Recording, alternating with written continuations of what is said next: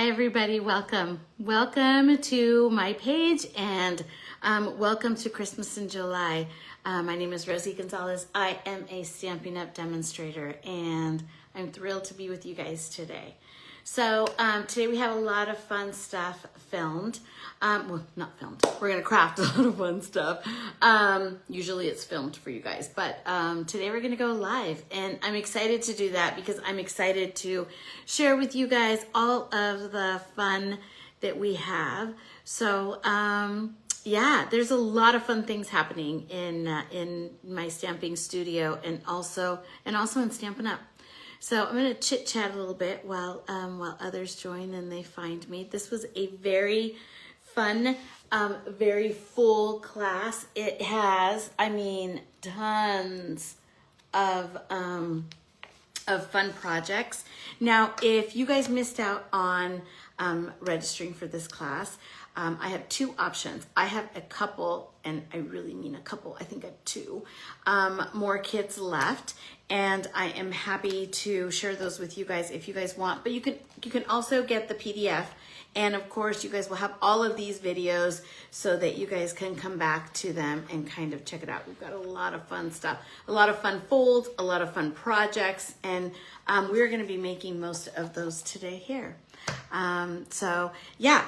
Let's see, we have good morning, hi. We have the Christmas in July that is happening today. Like I said, you can still get the tutorial. I have a couple of kits. Oh, I have a lot of fun stuff planned, and I'm gonna show you guys. My next class is our summer stamping, and it is called Flip Flops and Fun Folds. You guys, I am so excited for this because you guys know that I love a really nice, fun fold that is not going to drive us crazy and your hair is not going to turn white like mine. but they're a lot of fun and I just love it. It's very exciting to me. But it also comes with, and I'm going to show you guys, but I have a box right here. I have a box. Oh my goodness. I have a box that is, I know, I'm excited. I'm excited. So first of all, I'm going to show you guys that we have I'm used to the camera being this way, but it's this way today. So it has a full roll of washi tape. And oh, you can't see it. It's big. First of all, it is about it's over 3 inches wide. And then it's got all of these fun, really fun prints on it. But wait, there's more. Okay, so then, and I'll show you guys this when we go down, but it has this incredible, I think it might be backwards, sorry about that, but incredible stamp set. And look, the stamp set matches, but wait, there's more. There is a die set. The die set has like flip-flops and flowers, stuff that isn't in the washi, but wait for it. The washi tape also matches the dies. So you can stamp it, you can color it, you can die cut what you stamp using the stamp set, of course, like we normally do, which is always fun. And then you can die cut it, or you can die cut your washi tape with the die cuts, and you're gonna get some really cute stuff. And I'm gonna show you guys a couple of things in a little bit. So this is my next one, and it is going to be Flip Flops and Fun Folds, and I'm very excited about it. We also have a new catalog coming up, and you guys don't even wanna know. Of course, I'm still concentrating on summer. So this is going to be my summer class. Then we're going to have a trio of Christmas. So that is going to be 3 months of Christmas stuff. Stay tuned. The one that's open right now is the Flip Flop class. And then we also have a really, really fun, while I reach over here, let's see if I can get on my, there I am. No, that's not me. We're going to have a really fun Halloween class. So for those of you who love Halloween as much as I do, that is coming up. And let me tell you, it's going to wow you. It's just, I have a lot of fun stuff. I have some that I can kind of show off a little bit, but a lot of fun stuff. All right. I'm going to, hey there, I am going to flip you guys down. I'm going to let you guys know that I am in my kitchen today. And so I've been in my kitchen for a little bit. I'm going to get myself organized, but I'm in my kitchen today. So I kind of have to like, finagle it a little bit. So, just stay tuned for a second. I'm going to try and let's see if I can. And there we go. Not bad, not bad. Not great, but not bad. And you guys can see all my mess. It's quite grand. Let's see if I can. There we go. Okay. All right. So I'm going to come over here and see if I can find myself in the and my page. Okay, here we go. All right, we are ready to get started. Okay, so this is this is a class that is true to my heart, and it is true to my heart because I was able to collaborate with some really incredible and amazing friends. They are just so wonderful. And we together put a bunch of goodies for you guys. I can't say it enough when I say that, when you have friends that are as creative and that love the product as much as I do, only good things come of it. Seriously. This packet here is incredibly filled with the most amazing goodies you guys will ever see. Well, you might be able to see others because there's a lot of fun stuff coming, but it's so much fun. I'm trying to untangle myself here because there we go. Maybe that will help. All right. So this is, and I have some goodies all over. So this is what your packet will look like. In your packet, you have so much stuff. Okay, so let's open it up. Let's see. Let's start here. What you're going to need is you're going to need your die set. And we're going to do some die cutting, some minimal die cutting, but you're going to need your die set, and of course, you're going to need your stamp set. All right. So if you guys are on here, you guys already got my did I just mess up? There we go. You guys got my email with all the instructions of all the colors and all the goodies that we need. So we're gonna stamp together and we're gonna have some great ideas. So this is what we're going to be using today. I'm gonna put this back because I don't know about you guys, but I tend to lose things the minute I set it down. So if that happens to you guys, let me know. If you guys are on here, please say hello. Let's help me get rid of these nerves I always have. I don't know why. Amongst friends, so I should not be as crazy and as always like scatterbrained as I am. But here I am. Here we are, and true to myself as I can be. I always get a little bit worried. Like I hope I have everything. It's silly. It's silly because, like I said, we're amongst friends, right? We all do it. So, okay.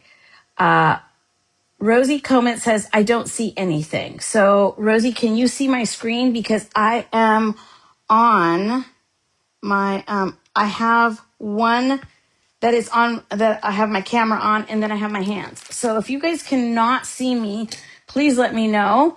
And we will go from there. So, hi, Denise. If you guys can see my screen, please give me a little bit of a shout out so we know that I'm in the right place, or at least hopefully I'm in the right place. All right, I'm going to keep talking, so hopefully somebody can answer that. This is your full packet. Now, your packet is going to come full of goodies. And let me show you how much. So first of all, you're going to get this adorable, who doesn't love a little bit of Christmas cheer in the best way ever, which is treats. And then you're going to have this darling little card. You guys, this is a great way to show your, friends, kids, maybe kids classes, co-workers, a little bit of Christmas cheer. And it's really easy. I did a cute little cellophane bag with some Christmas. Oh, good. Denise can see it. Okay, good. Thank you. And this is a little 2x2 card. Okay, so it's two 2x4. You cut your paper, you score it in half. And then this quilted paper pack is perfect for this. So really easy. It's so adorable. I had such a great time making these because you guys know I love my little treat bags. So, okay, so that comes in your baggie. Then our gift to you guys was a brand new liquid glue. You guys know that I swear by my liquid glue. I use it all the time. I have it all over. It's everywhere. And it's in this most adorable little packet. Let me see. There we go. And this is also, what a great way. You don't have to have the Tombow. You can have another cute little thing in here, maybe some lipsticks or a little perfume or a small hand cream, which I have a bigger one today and this one's too big for it. But like little ones that you have, that would fit really cute. And this project is one of the bonus projects. So we're going to go over that in a little bit, but it fits perfectly. And I just love it. And it's using the paper that we use. And this is the scalloped. Oh, I can see it at the other end of my table, but it's like blossoms or something. It's the scallop. It's just beautiful. And I can show you guys the die set because I have it right here. And it's huge. Look at this. And I would tell you if I did what I was supposed to do and put it on the back. But this is how I roll. But I used the second to smallest, and it's got a nice little stitching. And then it also has leaves. And, Stampin' Up! Has really hurt us because you get 6 leaves out of one roll through your stamping machine. And then they give you 2 of the centers or circles, I guess. But I use them for the centers. And it's so adorable. I hope you guys love it as much as I do. And everything that you need is on here in your tutorial so that you guys can remake that. And of course, make a bunch of them. And if you have crafty friends or if you have a team, that would be a really great gift. Just saying.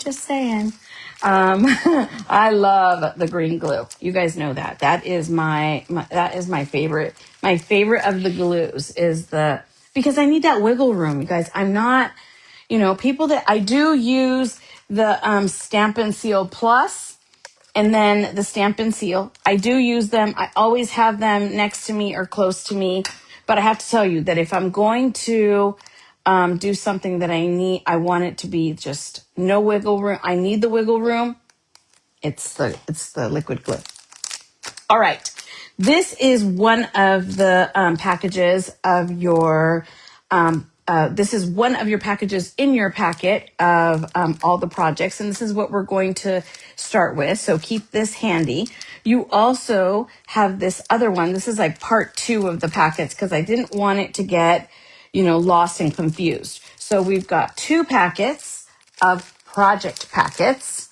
Okay, let me move this over so that I can hopefully find it when I need it. And then you are going to have a whole pack of this paper. The paper pack, oops, no, it was the right side up. The paper packets, because that's throwing me off, but the little birdies are fine. You're going to get we're going to need it. Okay. So in classes like this, when we are doing, craft alongs and stuff like that, it is incredibly hard for us to cut your designer series paper. And so what a great way that you get your own. So have your card, have your packets, and have your paper ready. You're going to need your paper cutter. And then for one of the projects, you're going to need your die cut machine. And I'm going to show you the projects in just 1 second so that we can go off of that. Let me set this down here on the floor. And I'm going to put this here because I probably have about 4 packs, because once you start creating with this packet, I'm going to tell you right now, you're going to be going bonkers. All right. So this is your tutorial. It is 22 pages of just wonderfulness. And everything is in here. You can get the tutorial. I will post it. I also have some extra packets, so let me know. And I'm going to put this, I'm going to need this, so I'm going to put it right over here. Okay, now your inks. Old Olive, Peaceful Pine, Cherry Cobbler, Garden Green, Real Red, let's see, I think maybe Crumb Cake, I'm not sure. And then Basic Gray. None of these do you have to have. And then guess what, you guys? You're supposed to have Secret C, but I can't find it. It is somewhere in this beautiful loveliness of Disaster that I own. And I can't find it. So I'm going to use Night of Navy. And that's exactly what you can do. For example, if you don't have the Basic Gray, but we all have a black, go for it. If you don't have a Crumb Cake, don't worry about it. We'll figure it out. If you don't have these two, pick one that you have. Pick your favorite red. I'm not going to judge you.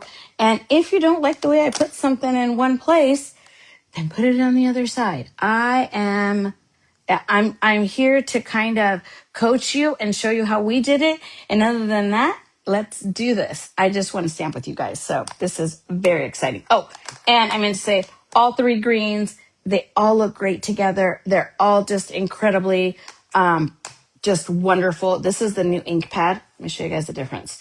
So this is the new Peaceful Pine, and this is the Garden Green. This has been our classic way of having our ink pads, and this is the new way. Both have their good, and I'm adjusting. So our old one is you kind of have to struggle with it, and then you slide it over, and it stays put, right? So that's all great. Oops, hold on one second. There we go. And the other one, let me move this out of the way, because all we do is and it snaps together. Look, it's magnetic. But then you can either just hold it there, and then to put it away, you just snap it shut. It's so great. Look at that. I mean, look how easy that is. I mean, I love it. Now, the difference is that these here are, I'm going to say back to the old way where it is like a more of a fabric type ink pad, the ink pad itself, whereas these are the foam. So for those of you, when we switched over to foam that was like, I hate it, and now we love it, we're going to kind of go back. And these are, we are going to be gradually moving over to this type of magnetic ink pad holder with the more fabric ink pad gradually. But for now, it's the in colors that have them. So it's kind of cool. And for those of us who absolutely love the foam, that's okay. Keep these. You have them, keep them. If you like are going to be in like mourning, make sure you buy all your colors because they will be switching over. All right. Are you guys ready to see some of the projects? Yeah, I bet you are. Let me see. I'm crooked. That bugs me. But I can't see that I'm crooked on the... Is that helpful? I don't know. All right. So let me show you guys some of the projects because we have this. And they're not in order because I'm grabbing them as we did them. But look at these boxes. You guys know that I am a lover of projects and boxes and so many projects over here. And then on top of that, we also have some fun folds. Let's see if I can get it all in here. Oh, it looks dark, but we have this huge card. Look at that. Okay, and it has its corresponding envelope. This is another fun fold that's like popping out. We have another fun fold. Look at this. And we have another, it says a gift card holder. It doesn't fit. And last but not least, I have to reach over and grab it because it's on my table, is this fun gable box, which I am in love with. So, okay, these are the projects that are in your packet. On top of that, we have 4 more that are not their bonus projects. And I am looking around because I know I had one of them. So one of them is your 3D glue holder. And the other one will be a surprise when it pops up, which is You know it's right in front of me, but I don't see it. So these are all the projects that we're going to be making, and we're going to be making them today. So get your stuff out if you guys want to follow along and maybe watch while we do some fun crafting, or you want to take out your Christmas stuff and just kind of follow along and just have fun and tune in. And please, if you guys have suggestions or something like that. Now, I will tell you that typically my classes are done on Zoom, and that is very much, where do I put all this stuff? Very much on purpose. And the reason why I do that is because I love the interaction, and I love, talking to you guys and just really enjoying some time. We have the corresponding envelopes to go with it. That is one of my favorite things. So here's this one, this one. But when you are doing such a mega class like this, it is easier, and we want to kind of share with everybody on my page. So do me a favor, if you guys could share this page, to just hit that little arrow at the bottom and just kind of share it out. That would help me tremendously, and I know you guys are always great in trying to, help me grow. All right, let's get started. So the first project, and I'm going to be flipping around because I want to make sure that I have everything correct. So the first project is going to be this incredible fun fold right here. Look at that. Oh my goodness. Okay, so bring out your paper. I'm going to try and coordinate myself over here because we're going to find the paper that we need. Okay, so the first one we're going to pull out of our stash is going to be the holly paper. Now, remember, I am doing this with you guys, so I'm also using a pack that I opened last night. So you would think that I would have everything like right there, right? Let me see. And we're going to need the holly paper that is looks like this, and then on that side, it's so pretty. So we're going to need the bigger piece of Go. Come on, holly paper. Here it is. I found it. It's right here. Okay. So, and we're going to make our first cuts. So this one is what we're using on the front here, what you see there. And then kind of on the inside, which has a beautiful little peekaboo. And then it also has the holly, and the holly's on the other side. So we're going to be able to make all of these fun cuts. So grab your cutter. And if you guys already have this cut, I wanted to kind of do it with you guys so that we could, but it's all there. It's all where you need it. So let's see. Okay, we're going to cut two of pieces over here, and we're doing this at a 3x3. So I'm going to cut 3 inches, and then I'm going to do it again. And I need 2 of these. Yeah, 2. 2 of these is what we need. And then we need one of the, let's see, of the holly, which if you can see that we need these pieces at, what does she do? No, that's not right. Okay, hold on a second. 2 of the 3x3, which we have, and then we need, it got changed and I'm not sure why. So if you guys have your other one, well, that's interesting. Okay, this is why it's great to do it together. Okay, so we're going, and it's on here, so it is correct, but mine is wrong.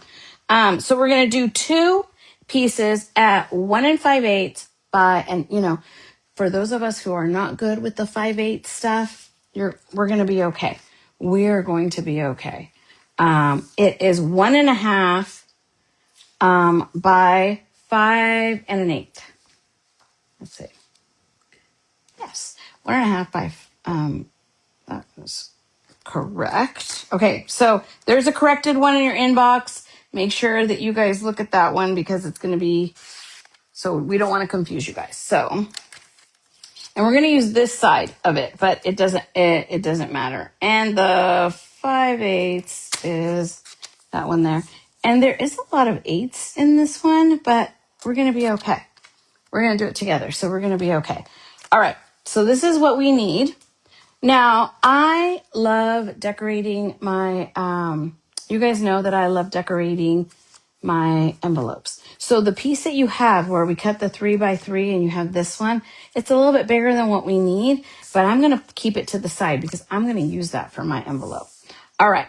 So in your packet, go ahead and open up your packet. Now that we have our paper, we're going to open up our pretty packet, and you're going to see in there that you have a brand new, brand new set of buttons. This is the Christmas buttons. They're so pretty. And then, you guys know, ribbon is my love language. And so you have, your own, stitched spool of ribbon. So, we give you enough. So don't go cheap on me. Just go big or go home. Grab the top one. That's the one that we're working on. And for those of you who do my classes, I know you're a little bit spoiled. I do the scoring and the die cutting. Make sure that you don't have anything in your envelope because sometimes it gets stuck in there, or it gets stuck on your sleeve. It gets stuck somewhere. So you got lots of little pieces. I always have some sort of a little bowl of some sort because, all these little pieces, they get, look at that little itty bitty piece. And then these little, that look like little scraps, there's a reason for these, and there is a die for those. So Lord help us, right? Keep that handy. We're going to bring out all our pieces. So, the bigger fold is on your right. So just fold along the lines. Just keep scoring. And we're going to do a nice little fancy fold that's so wonderful. And then we're going to give it a nice little crease, okay? Now I am using I love using our thick cardstock for these. And this is you're going to need a full sheet to do this one. You'll have some left over for some wonderful die cutting, but look at this nice little accordion. I just love it because I love the way it looks. Look at that. I mean, to be on somebody's like mantle, this is a wow card, you guys. Definitely give it to somebody that you're going to just love. That's what I always say. I'm giving this to somebody who I just know is going to just love it. You have your 3x6 and it's scored right in half. And then you have your 2 panels that go with this here. And we're going to go ahead and adhere those together. Just go ahead and flat mount them. And then you have your real red and a white. Don't glue that one together because we're going to do a little stamping there. So let's bring out our glue. Whatever it is that you're using today, I'm going to use this one because it is almost the same size. So I can do it. Go ahead. We cut these and cut it just like that. All right. If you guys are coming on and you guys are just kind of checking us out and just joining us today, just come on in and say hello.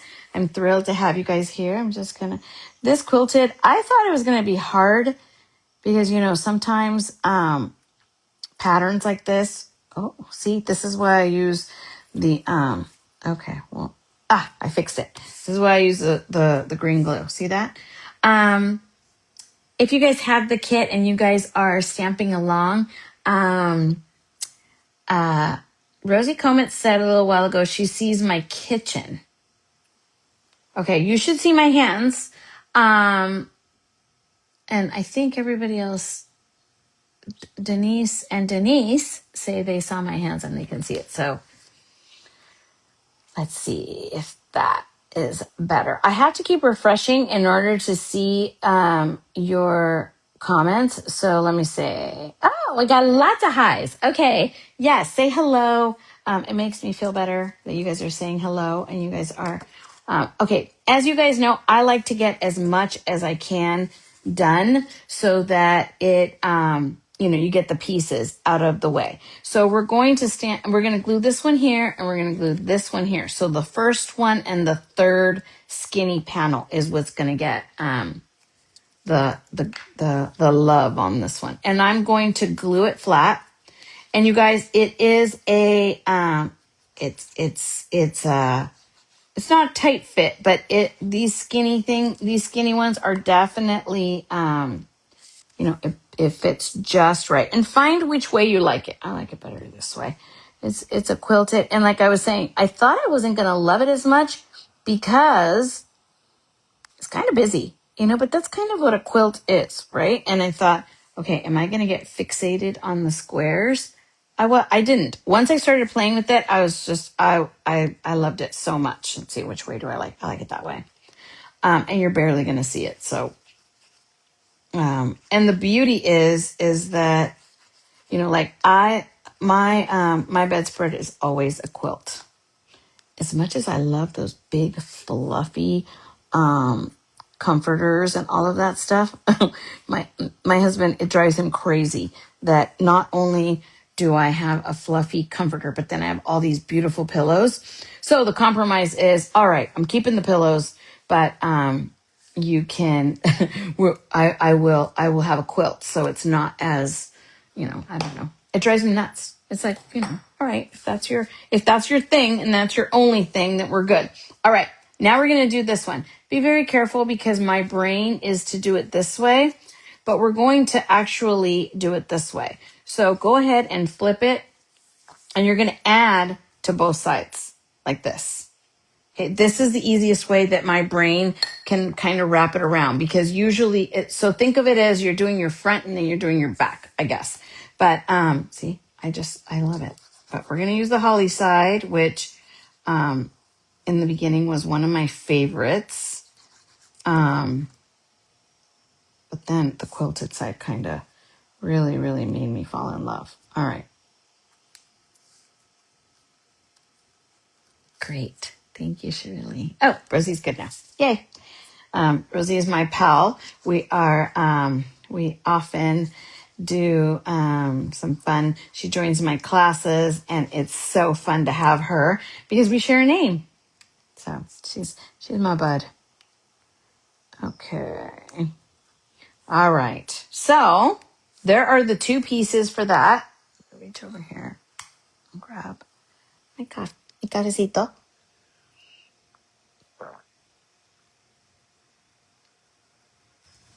While you guys are doing that,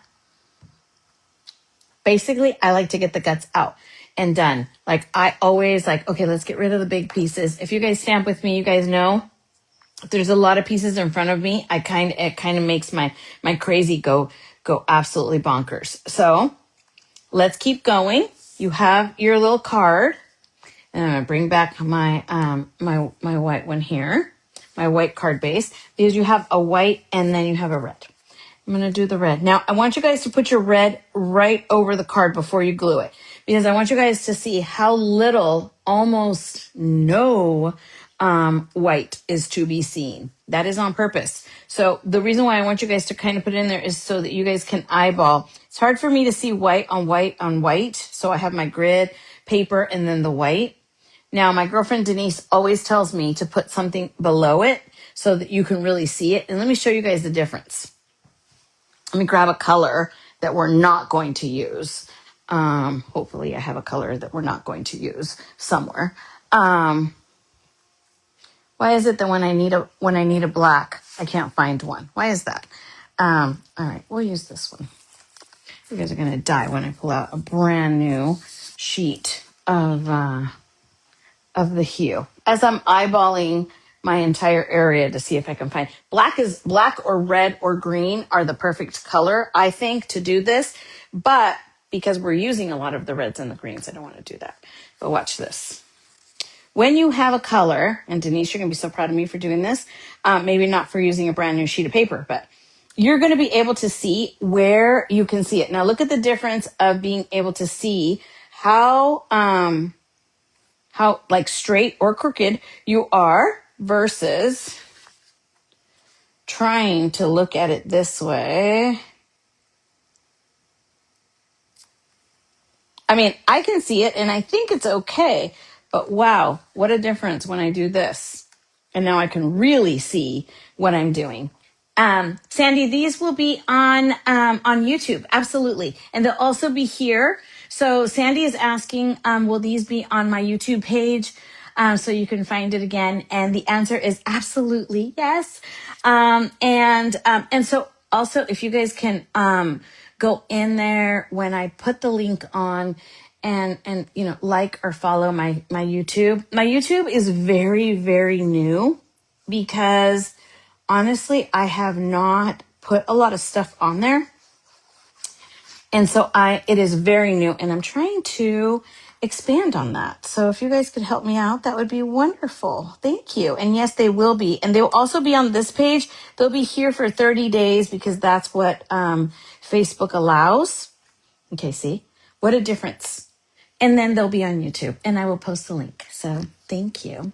All right. So Denise, you are brilliant. Thank you for I think I give her kudos every time. Now we're going to stamp on this white, but it's also going to be very skinny.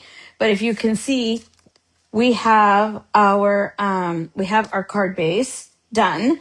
And now we're going to come in here and we're going to add this one. And this one is going to be glued right in here. But we're going to do some stamping first because I like the white to show.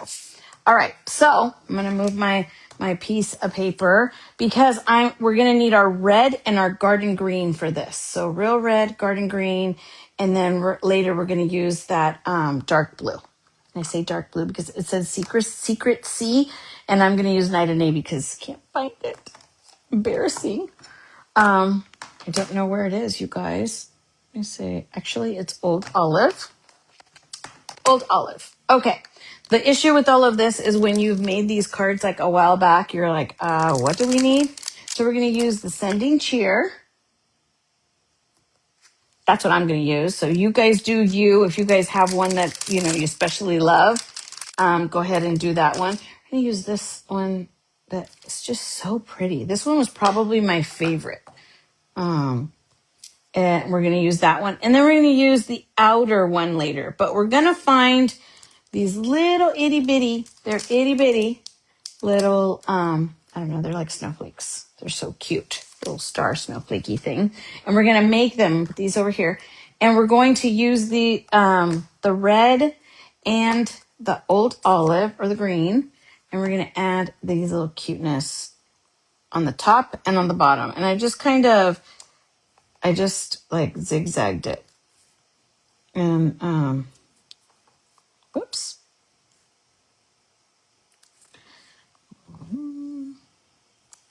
You got to do a little bit of humming. So usually I have music. I'm learning so many things, right? So usually I have music going in the background. But guess what? So if you have music, like if I were to put like Christmas songs, which, I mean, hello, how awesome is that? Who doesn't love a little Christmas in July? So YouTube doesn't like it. You have to have like an ownership of the music, or YouTube has to have it, and sometimes it gets flagged. So I'm pretty new at this. So the last thing I need, you guys, is for it to flag me and say, sorry, and what they do is they mute the whole time that specific song is playing. And so you only see my hands, or, it just mutes the whole video. It doesn't have a way of muting just the song in the background. So it just mutes the whole thing. Ask me how I know, you guys. Ask me how I know. I did an album class, which if you guys know, you know. Okay, now I'm just going to kind of put them like in between and just kind of zigzag them this way. So, okay, so I did an album class, and if you've ever done an album with me, they are hours and hours and hours of fun. Well, maybe not that many hours, but like 2-hour videos. And there's a lot happening in these videos, right? Well, there was a song that was playing. I don't know what song it was. I don't know. I really don't know because add this one down here. There we go. I really don't know because guess what? They muted the whole thing.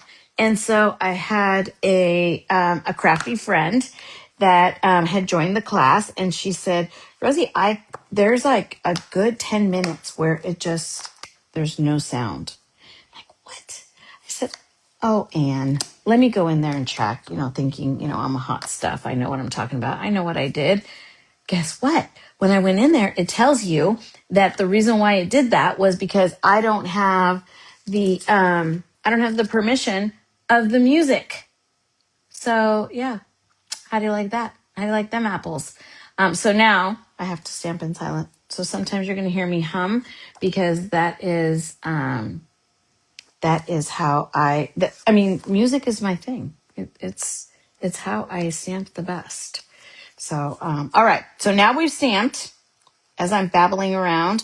And for those of you that are following along, hopefully I'm going at a pace where you guys can follow. If not, you guys have the tutorial. And of course, after we're done, you can just do a replay and do it that way. So, all right. So we're going to go in here. And again, wiggle room is what I need.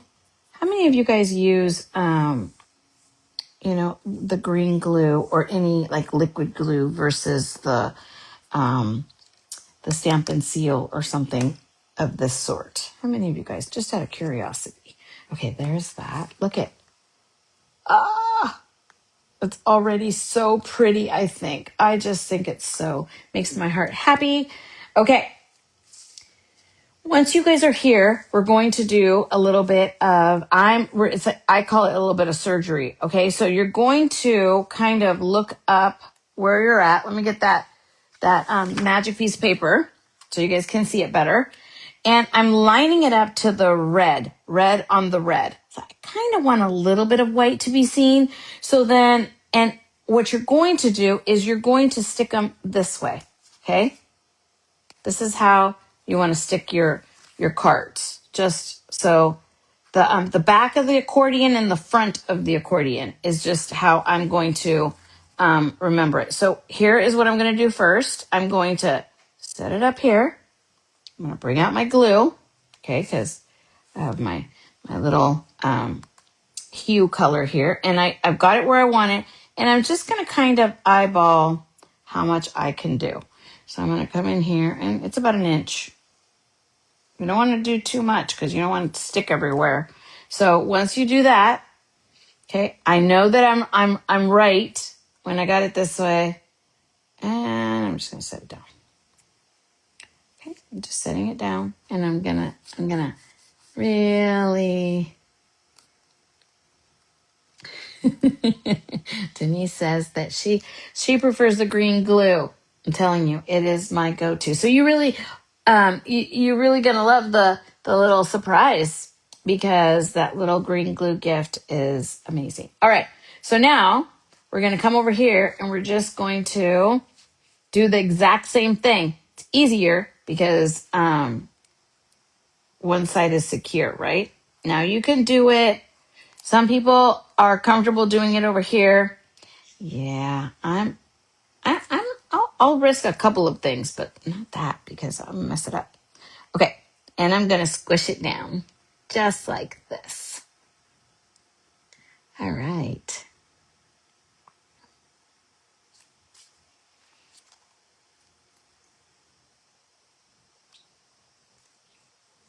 Okay, look at, ta-da, ta-da. All right. Okay, I'm going to seal this up because guess what? The guts of the card is done. Now we get to do the fancy stuff. So I'm going to bring this back so you guys can see what it's going to look like. You guys have a couple of things in your jar. So I have this one. Okay. Super fun fact. In your tutorial, you will notice that it is going this way. And then I stamped it the other way. I would love to say it was on purpose because I wanted you guys to see how it looks great both ways. No, it was a little bit of a happy mistake because it looks great. It looks really good. But I'm going to do it the correct way this time. So I'm going to grab that real red and the sending cheer. And now I have the arch. This arch set is the best. And I'm going to, and it keeps going out, you guys. So I'm pretty sure, and it's because the sizes are wonderful. You can do so many things with them. Fun folds, just a bunch of stuff. So I'm going to make sure that it's nice and inked up. And I'm actually going to put it on well, not the right way. There's no wrong way, but the way it was intended. When I did it, I was like, oh. And then I'm like, oh, well, let's see how it looks before I go and die cut another piece. And guess what? It looks great. So I decided to use it just so you guys could see that. One, so you guys can see that it's fine. And the other, because I just thought, why not? I kind of like it. All right. So pretty. Okay. We're going to clean this off in a minute. So we have that one in your little, if you have a bowl or a plate, it helps me because that way I'm not searching for where did that little itty bitty piece go. And look how itty bitty those are. So I constantly have a little bowl of some sort in front of me. Okay, so we have the pretty one. I think this is the prettiest one. And again, if you guys now in your packet, I will also share that in your packet over here, there are you have a piece of where is it? No, it's in between your packet. Sorry. You have a piece of white in your packet. That is in case, you kind of mess up and, and you can't do it this way. I do a lot of my stamping and I find that when we die cut this way for you guys, we're able to stamp along and stamp a little bit faster. Okay. So, and see how that sheet down below really helps to see where it is that we're stamping. These clear stamps are amazing. Look at that. Ta-da. Okay. Now, here's the thing. There is a clear one. And I say clear because this is more of a solid. So this is an outline and it has a little star in the middle. A little snowflake of some sort. And if you guys want to do it, you bring it in. I'm going to clean this up really, really quick. And then not sure if I'm going to try and keep them on here. I have showed you guys what I have been doing as well with my, when I'm stamping a lot, like, right now, I usually have a bigger block. As a matter of fact, I have the biggest one usually right next to me because that way I can do this. When I take it off of the block and I just kind of have it to the side so that I'm not trying to, first of all, I lose this because sometimes I don't see it well, but I'm kind of have it to the side so that I can, just kind of pick stuff up and keep going. So this is the one that has the outline. Okay. So, I thought I was going to mess it up for sure, but I didn't. And it was quite happy. I was quite happy with, how it turned out. Now, in the tutorial, it says to use black. I redid it. I didn't like my black was not doing it as well as I liked it. So I'm going to practice over here. And then I did the blue and I don't know. It looked good to me, but my black was not cooperating. So you can also use your gray if you want. So I'm just going to come in here. And I'm going to stamp right over it. It's easier for me to do it this way because if I don't do it straight, it's okay. But my green is what I'm focusing on. And right now you'll be able to see how not straight I did it. You like that? Not straight. But you won't focus on it on the page. As a matter of fact, you won't focus on it even when I set it down. See? It's just a trick of the eye. It's also a trick of the eye when you're fussy cutting. And when you're fussy cutting, you want to leave an outline of white or an outline of the background so that your eyes don't focus on when you accidentally trim into the whatever it is that you're cutting out. All right. So we have this. So cute. We're going to need, if you want to do this part of it, when you pull out your buttons, you're going to need your pick tool or something pokey, because that is how I got it through to the button, because it's sealed, right? So, you know what? Maybe we should do that last. We'll do that part last because I want to put it in here so that you guys can see what I'm talking about. So first thing we're going to do is we're going to come in here and we're going to add our sending cheer. We're just going to put it just like so. We're going to add dimensionals. So bring out your dimensionals. I know you guys are probably like, Rosie, you are flat gluing almost everything. No, I have dimensionals coming. They're coming. All right. And then I am going to do this. And see that little piece of that little something something? Okay, if there's no dimensional there, I just want to add it anywhere. It doesn't really matter where you put it. I'm going to tell you guys right now, but it just matters that that's sticking to something. So I'm going to see if I can. Is this where I want to do it? Sure. Oops. I'm out of the camera. There we go. Is that where I want to do it? Yeah. That looks good. So I'm just kind of shoving it in there. And it doesn't really matter how long because we're going to cut it. So if it's too long, we'll just cut it. Yay. All right. And then this one here is going to go right here. Now I want it to be a little bit lower. So I'm just going to add a dimensional like right there. But did you guys see that itty bitty little piece? Oh, I dropped it. There it is. Let's bring out that piece of paper again so you guys can see it. Oh my goodness. I mean, these were going to be the end of me when we were die cutting these. But luckily, Stampin' Up! They have really hurt us when we complain about stuff like this. Because now that they have all the stuff comes in like 6 of them or 5 of them. It's quite wonderful. It's quite wonderful when they give us like, I can die cut it once and you're going to get a bunch of them. Okay. Very small drop, or you can use a glue dot. I'm just going to set it down. Oh, hello, right there. Let it dry there for a second.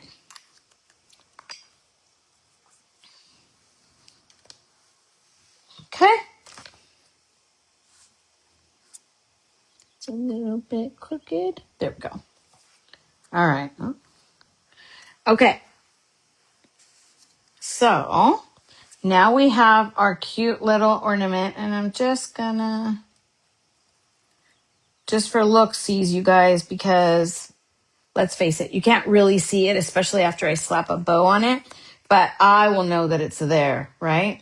So not that way. I'm gonna put it in this way. There we go.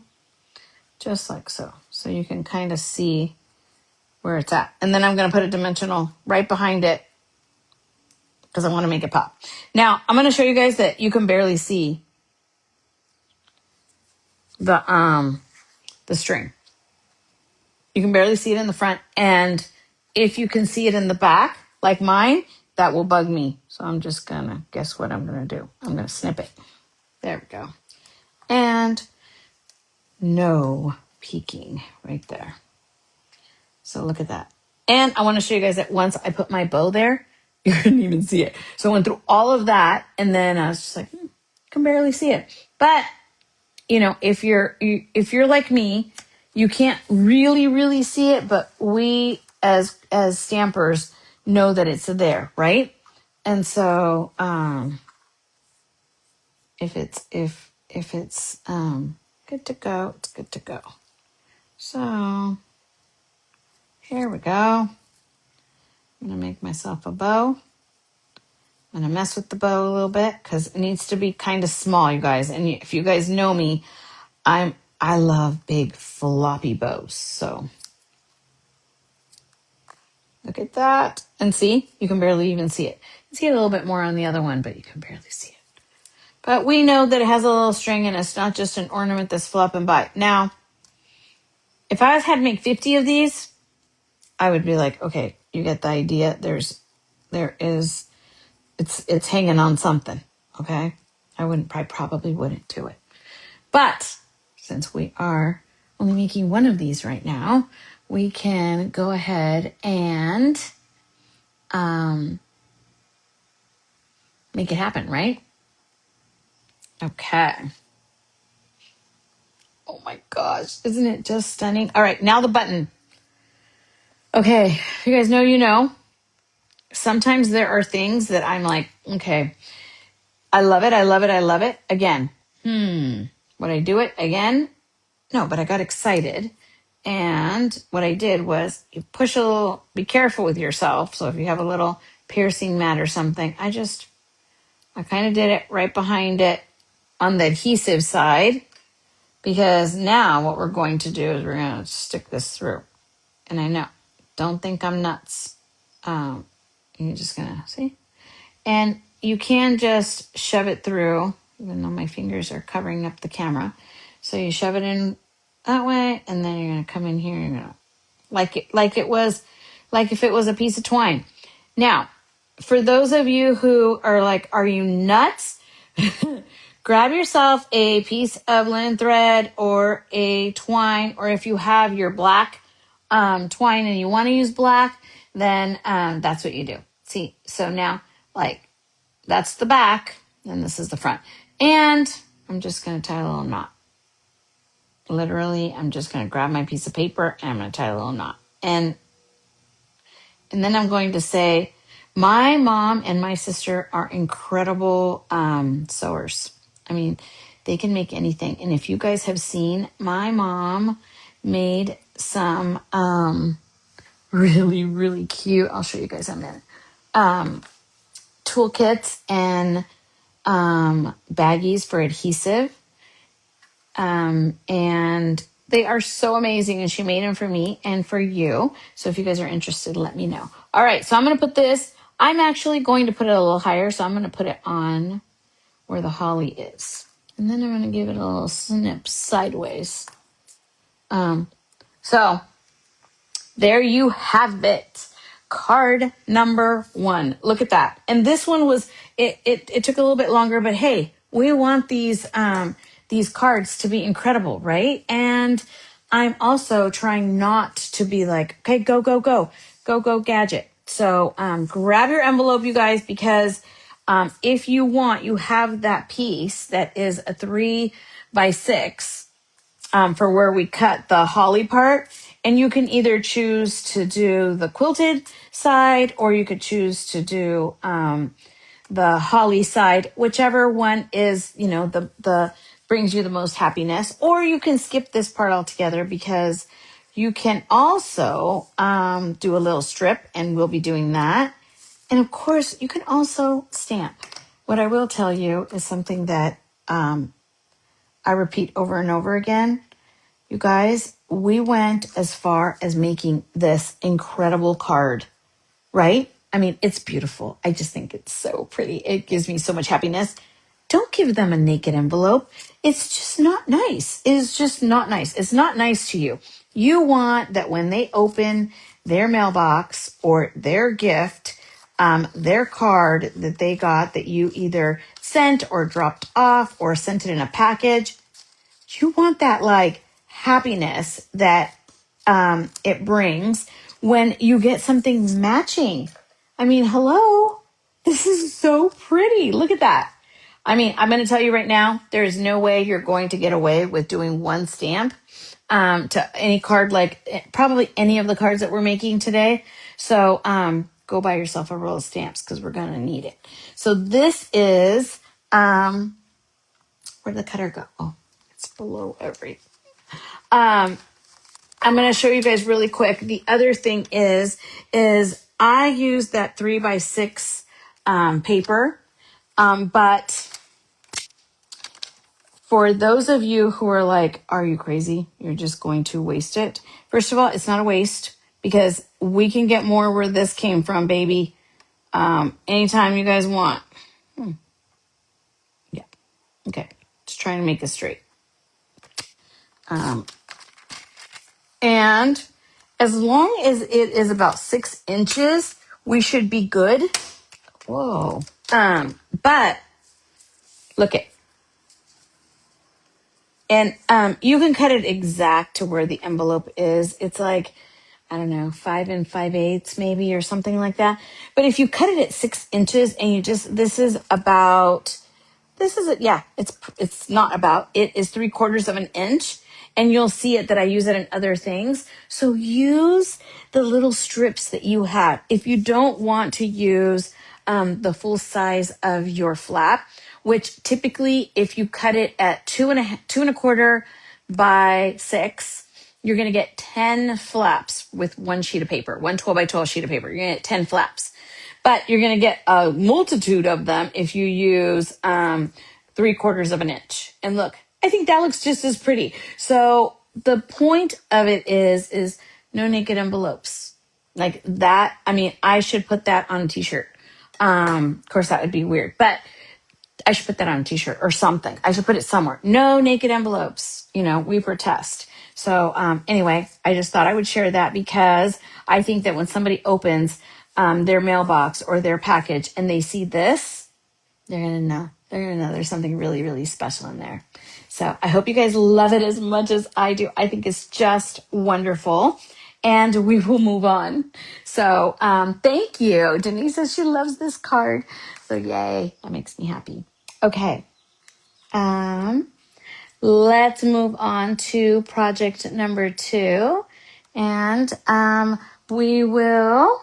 Oh, I wanted to show you guys. Okay, I wanted to show you guys what I meant about my mom and my sister. But these were my mom. They made these amazing little baggies. And you guys, I'm behind on orders. I know. If you guys ordered one and I am behind, I'm horribly sorry. It has been a crazy, crazy couple of weeks, but I want to show you guys what these fit. Okay, so this is a beautiful bag. It is the Classic Poo, and it is lined. And if you guys did the frame with me, which I can show you guys later, my mom also made me a beautiful blouse that matches. So I always wear it on my Winnie the Pooh days. But then she makes these incredible. I've never seen these. Whoops, I accidentally. There we go. I've never seen, and she's just brilliant. But she sews. So my sister and her constantly have these cute, cute little things where they can hold all of their goodies. But check it out. So here is my pick tool. There are my scissors. If you have a little ruler, that can go in there too. Then you should always have your bone folder. And then I usually have I don't want to get ink on it, and then I always have like a pencil or a pen or something, and that will fit. It'll fit either on the side there or it fits a lot of stuff. But there it is. It's, it is just so amazing. I just love it so much. And then, this will also, of course, fit all your goodies, but you had a choice of doing this here filled with adhesives, or you could have it filled with the tools. Now, right now, scissors are coming, but what you get in there is you're going to get your pick tool, you're going to get a bone folder. There's a little surprise in there. You get a Stampin' Up! Journal black pen that looks like this. It's great because sometimes you want to write something and it's right there at your fingertips, and then you get a stamping with Rosie pen as well. Not like this blue one, but it's actually really really pretty. And then a little something something. So yeah, these are ready and they are for sale. Filled and then popular by by request. If you don't want it filled, we can do that too. Just know that they are very handmade, and my mom puts a lot of love into these things. She's just incredible. And she, this is this is like her stamping hobby, right? Like she doesn't stamp, but she does all her sewing, and my sister does a little bit of everything. She's amazing. My sister got the gift of she can draw, she can do a lot of things. She can do a lot of things I cannot do. But that's what little sisters are supposed to do. I'm going to try and put these back, but just know that I do have that other block. But I'm going to try and put them back. Well, I'll leave that one there. Okay, let's move on to card number 2. We're going to make 8 projects today. So, and at one point we are going to kind of stop, and this is going to be our next project, and it is on your sheet, which I think it's so pretty.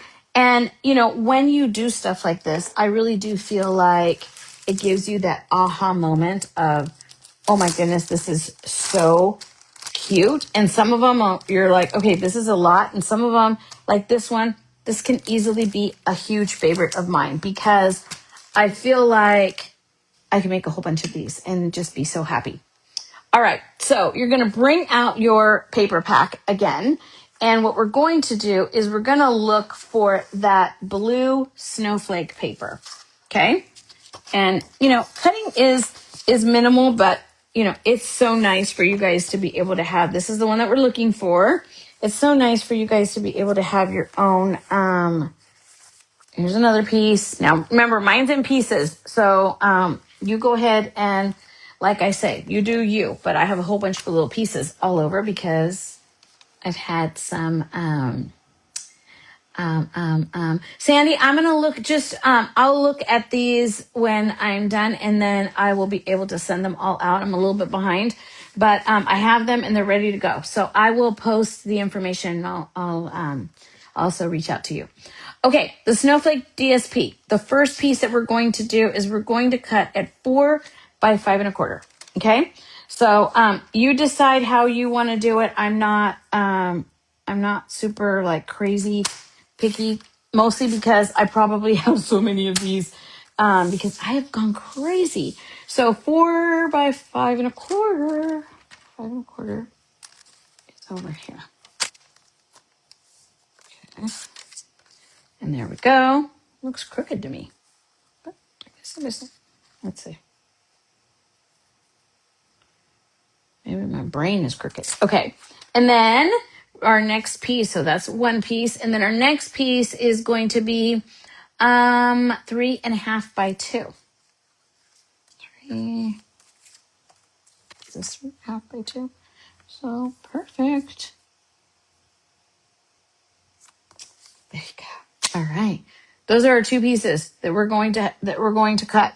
So once you cut those, you are groovy. And let me see, is this 6 inches? It sure is.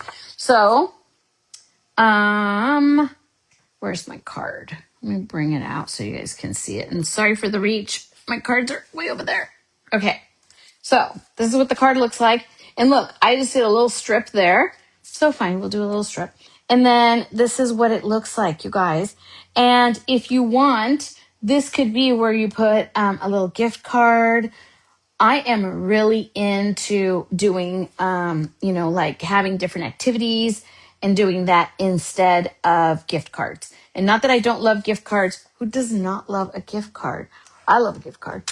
But I have learned that if you have grown children, the way that I do, sometimes it's like you can definitely, when my kids were in college, I would give them, like a little booklet of gift cards, Jamba Juice, maybe McDonald's, maybe like Sprouts or Whole Foods, the grocery store, some movie tickets, and I'd make a little booklet out of them for Christmas. They love that. Who doesn't love that? However, I quickly found out, this is extra, that then they were like, kind of like, thanks, Mom. See ya. And I wasn't getting what I needed out of it. So I now do little experience, like little, oh, there's little pieces, you guys. Where's that bowl? Lost my bowl. And, and I found that I really, really liked having some sort of like an experience. So now they get a card and it says, movies with mom or ice cream or something like that. And that has really been my, my way of just starting something. And I love it because now I just got a message from my kid and it says, hey, I really want to go see Odyssey. Do you want to go? I love that. I love that. Like, heck yeah, I want to go. I want to go. All right, let's focus. Okay, so this is what the card looks like. Let us focus. Sandy's in Napa. Okay, I forgive you because, I love Napa. So enjoy yourself. We will be here. Have fun. Have a nice little glass of bubbly for me if that's your thing. If not, just enjoy the beautiful weather. All right. We're in California, guys. So I am in California. I'm in Northern California. So Napa is definitely a place that I love. This side is, and I should have showed you guys, this side is the big quilted side. And thankfully they added the snowflake because this one was hard. This one was hard for me. Now, great for maybe like a background of a scrapbook page, but that one was a little bit harder for me, but they thought of it all because they really put something on this side that, card makers could use. Cause, I think for a background, this one would have been great for a background of a card or a background of a scrapbook page. But, sometimes they, a card like that, I don't know. But this side, oh yeah. Okay. I'm gonna just do it. I can see, so I'm not gonna bring out my fancy paper. I have a friend who stamps with me all the time. Her name is Erica. She's also an amazing helper. I have a lot of those, but she has her page and it is so loved. She's going to kill me for putting this on here, but it's so loved. It's got like stamp marks and all this stuff all over and she uses it and that's what she carries. And I'm so proud of her because she uses the same one instead of like me. Where is it? And then going and grabbing another one. Okay, so this piece right here is cut and scored for you, and we're going to make a little bit of a trifold. So just fold it. The way I think of it is you can do a Z, but I just kind of, the way my brain works is I set this one, the part that's going to go down, and then I just fold over. Grab your bone folder, and you're going to just cut all the way. I mean, not cut. You're going to use your bone folder to really crease it so it's, nicely creased so that we know what we're going to do. And again, let's get rid of some of the big pieces. Okay. So I have 3 pieces right here and one of them goes in the front. The other one goes in the middle and then the other one goes down below. Okay. So, I'm going to grab one of the white ones and I'm going to put my pretty dark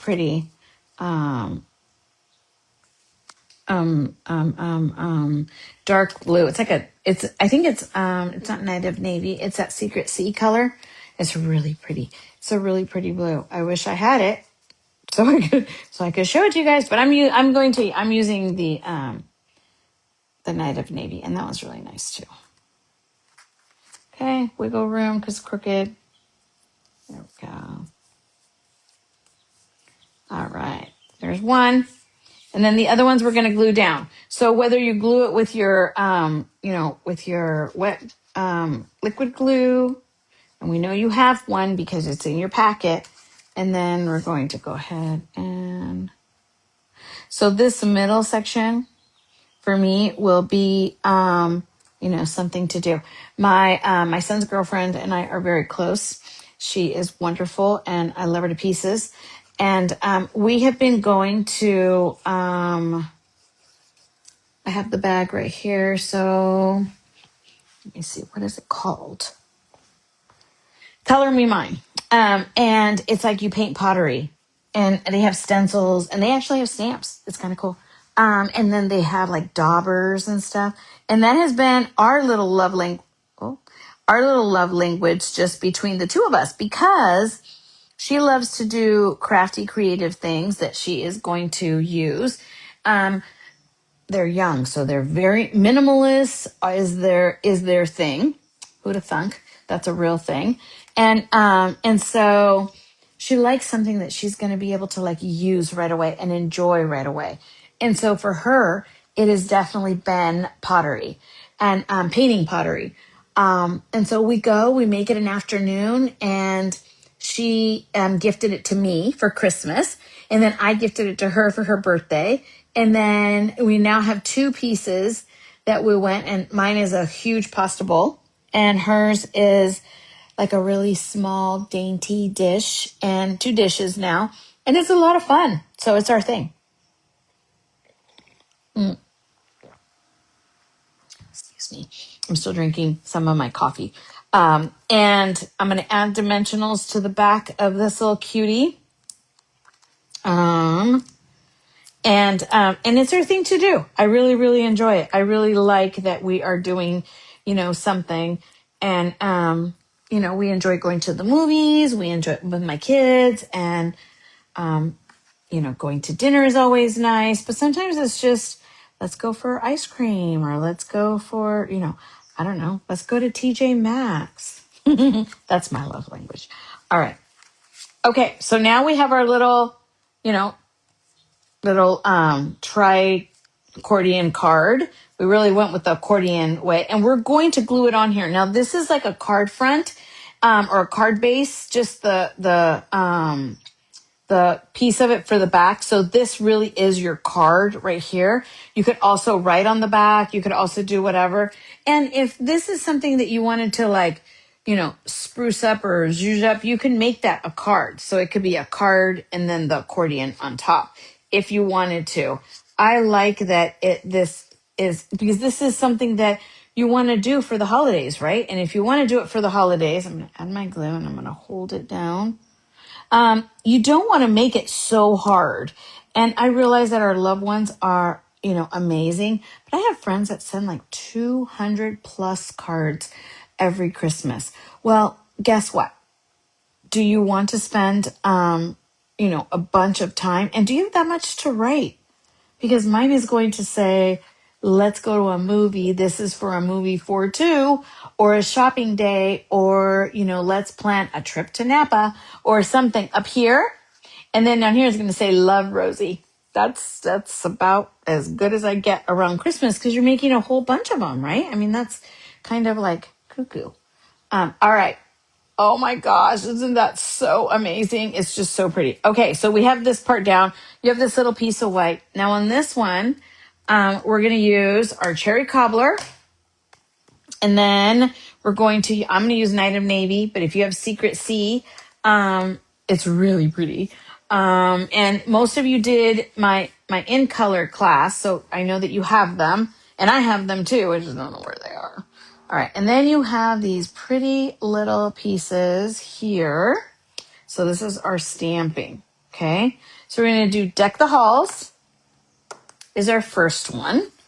And I'm going to grab it, put it there, and then I'm going to use the cherry cobbler. Or you can use Real Red, or you can use whatever you like. I'm going to look.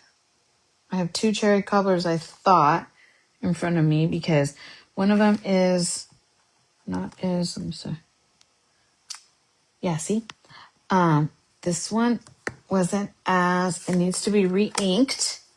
I don't use cherry cobbler that much, so sometimes I just opt for the Real Red, and I don't feel like you can really, really, really like. I mean, you can see the difference, of course, but you wouldn't say like Oh, that's so different if it's on your card. Okay. So I'm inking it up because what I want to do, and I want to stamp it a little bit to the right. Okay. Take the hulls. And the difference between stamping with the foam versus more of the fabric type is the foam, you don't want to really press down really hard. You saw that I was tapping, and that's because I want it to not spread it. There we go. And then also when you stamp down, you want to, I'm going to need that. You want to be able to really get it to transfer over. So I'm going to clean this so that I don't get cherry cobbler on myself. I'm going to put this on my little stamp there because I'm going to bring out the stamps that have, there's two of them, as you can see.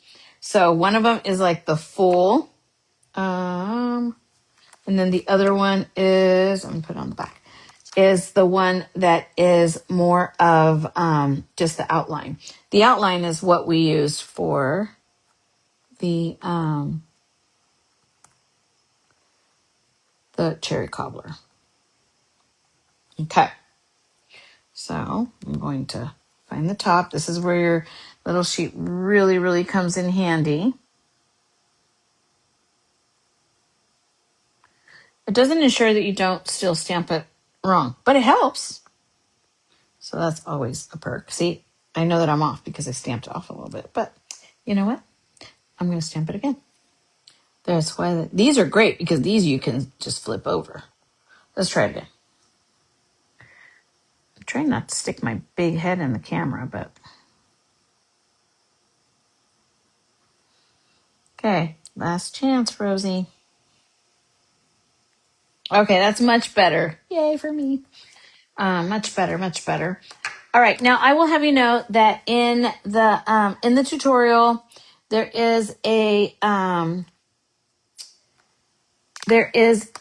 it says for you to for these to be in white and then you stamp them.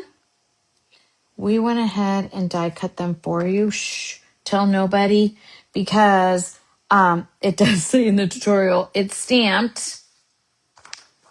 And then it's die cut and then you can stamp it or you stamp it and then you die cut it. It looks just as pretty if you just die cut it. Just a little bit of something, something for you guys. All right. So I'm done with the cherry cobbler and I'm going to close it very, very well, very carefully because if you know that you've ever gotten red or cherry cobbler on your fingers, everybody's going to know that you stamped for like a week because it does not come off your fingers. All right. Now the blue or the secret seat is powerful. I mean, it is so like stunning dark. So I'm going to try.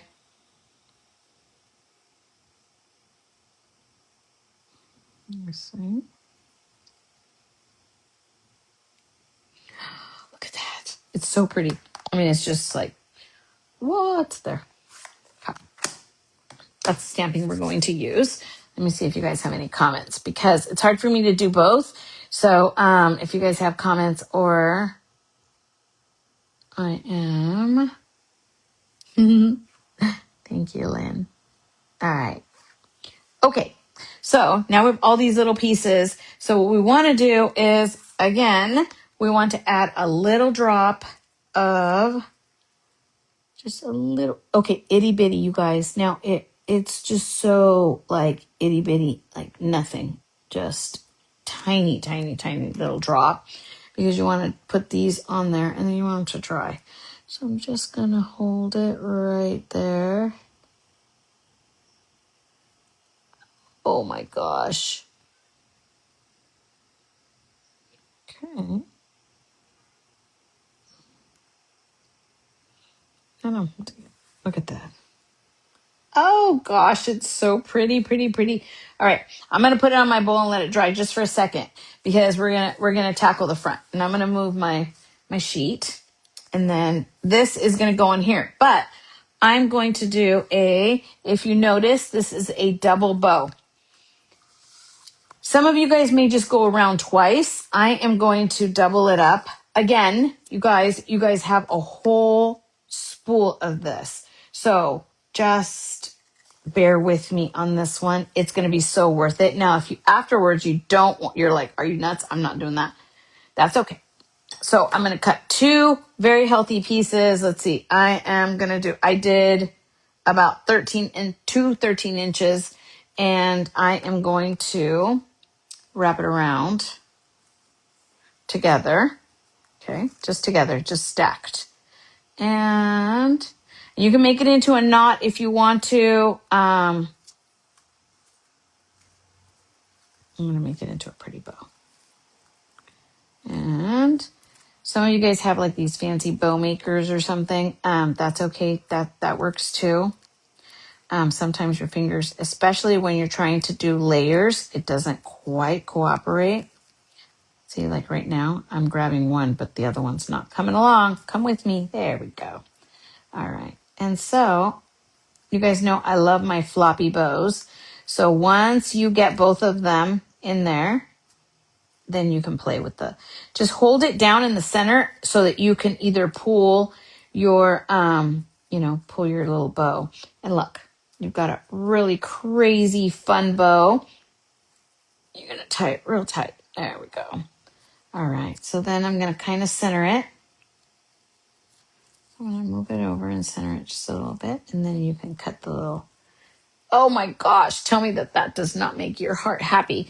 Okay. So then I'm going to add my dimensionals, and I'm going to add dimensionals, and I'm kind of adding them to hold the ribbon too.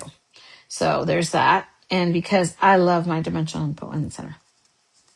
Okay. Okay. Oh, missing one. There we go. Okay. I'm going to move my spool. Oh gosh. Oh, I almost added it to the wrong one. Here we go. And if you look, we added a little bit to the right, and then we're going to put one of those little fancy buttons. Oh, it's so pretty. Right there. Oh my gosh. And you can center it if you want to. And we're going to grab the buttons. And on this one, we used one of the white ones. And you're just going to come in here and you're going to put it in there. And then you're going to squish it. Like squish it really, really hard. I mean, they're very tacky. So it will stay put. But I'm going to give it a little bit of help. And I'm going to give it a little bit of a haircut. Oops. Oops. There we go. That side seems to be okay. Oh my gosh. Tell me that's not happiness. But let's add a little bit more happiness to it. And what I did was I'm going to come in here and I'm going to add some dimensionals. Whoa. Whoa. Must have glue on my finger. And then I'm going to add 2 dimensionals. You don't have to add this many, but I love me some dimensionals. So I'm going to move those over here. Move my bowl. Okay, and it's because I have clear nail polish on, and clear nail polish and glue is not a good, I mean, I don't know how, I mean, I guess that's why I don't really do the acrylic so most of the time it just peels right off. You guys, it just peels right off. Okay. So I'm just going to kind of eyeball where I want this one, because I want a little bit of writing space right there. And then I'm going to kind of overlap this one. It gives me happiness. I am so happy right now. I just love it. And then last but not least, on this one, we did a little strip. And you can do 3/4 of an inch. I think on this one, I did a 1/2 inch. And so you just bring your envelope in. And whether you add your, with your seal, I just go in there and but I do these all the time. Oh, see, you don't want to do that. You just rub it right off and it comes off. But then I just do it this way because it's a little bit longer.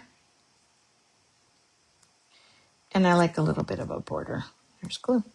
Okay. And then I just flip it over.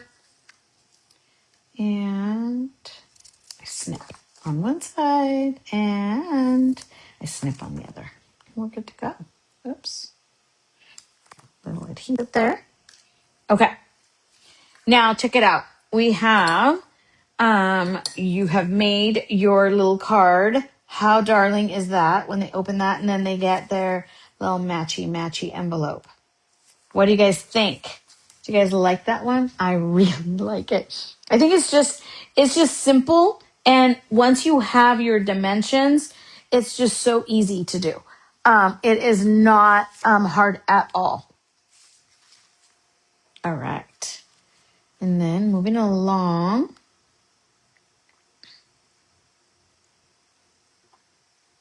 Okay. Lynn says, fantastic. Thank you, Lynn. You're so sweet. She is an amazing cheerleader. All right.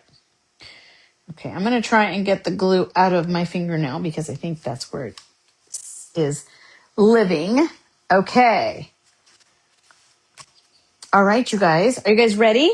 Are you guys ready to keep going? This is going to be fun. This is going to be a fun one. This is absolutely one of my most favorite, favorite cards of all time.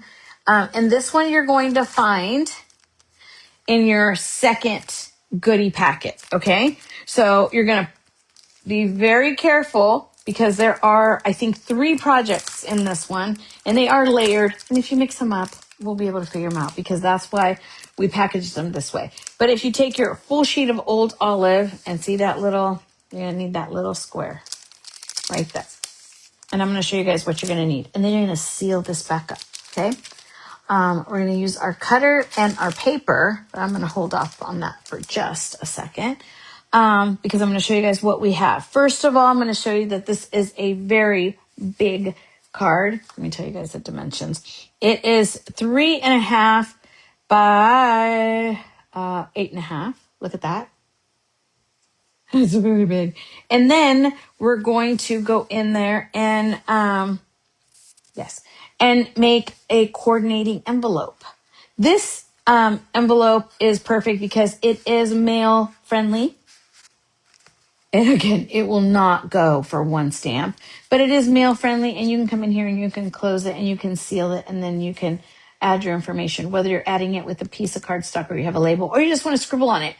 That is perfect because it will fit and you can mail it. So it's kind of a I think it's one of my favorite projects. It is one that we have made before. I think not enough. So I absolutely love it. And I love that you guys will have all of the dimensions and you guys can make your own as many times as you want.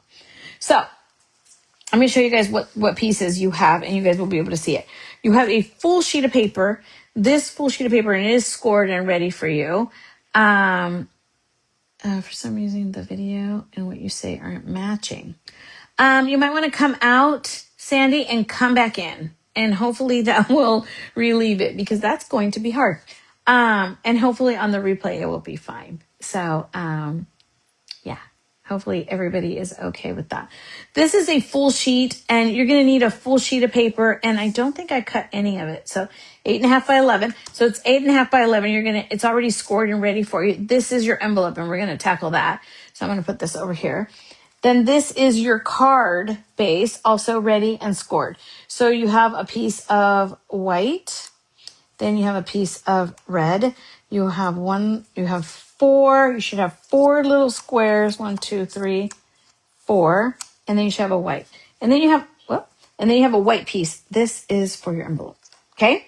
So we are going to tackle the envelope first. Now, if you have the tutorial, it gives you the dimensions and it also gives you a really good, kind of a map on how we're going to make this. So whether you start in whichever side you want, I'm going to move this out of the way. That is part of our label for our envelope.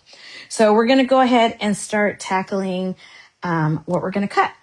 So this is the bigger side for me, and this is the little skinny side. So if the skinny side, what we want to keep is the middle, and I'm just going to give it a little bit of a haircut. Now, on this one, you guys, I don't cut in the center of the score line. I kind of cut at the top, and you guys will see why in just a second.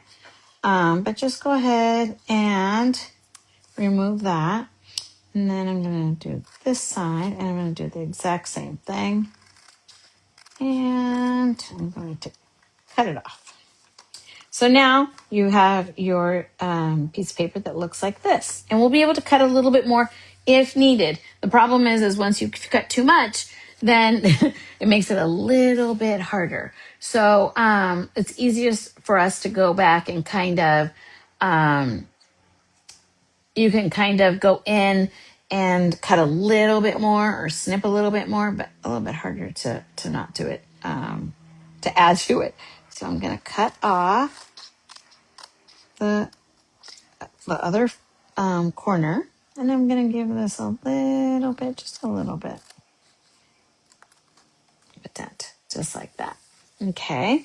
And then I'm going to do the same thing on this side.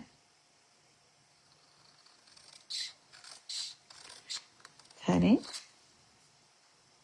And I'm going to come in and I'm going to do this. All right.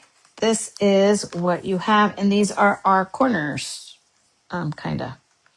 There we go.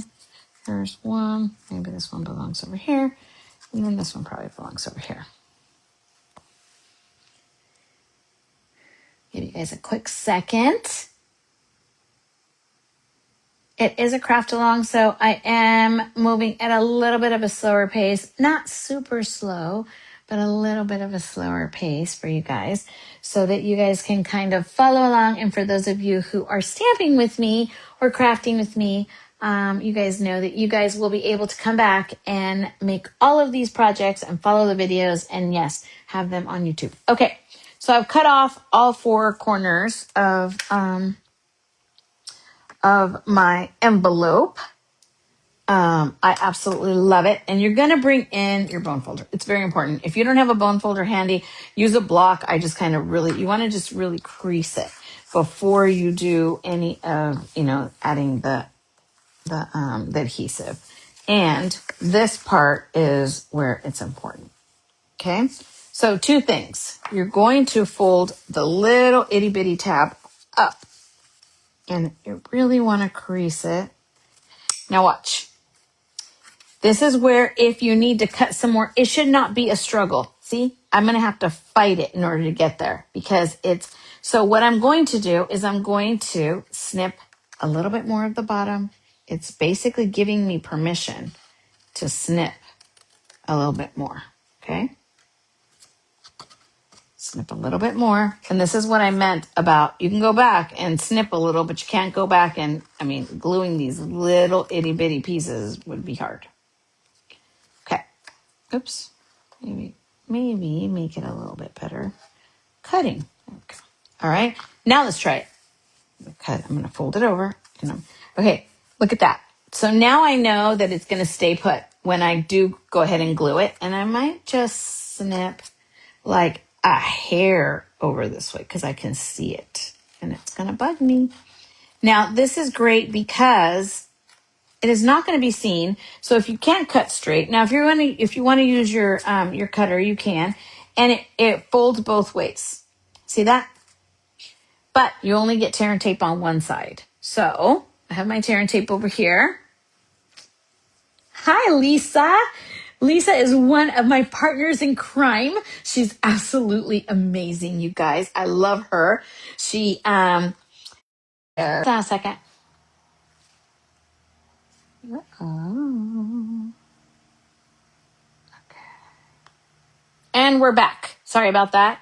So I put it on Do Not Disturb, but I have it to where my kids can still call. And no matter how many times I tell them I'm going to be stamping with my friends, they still call.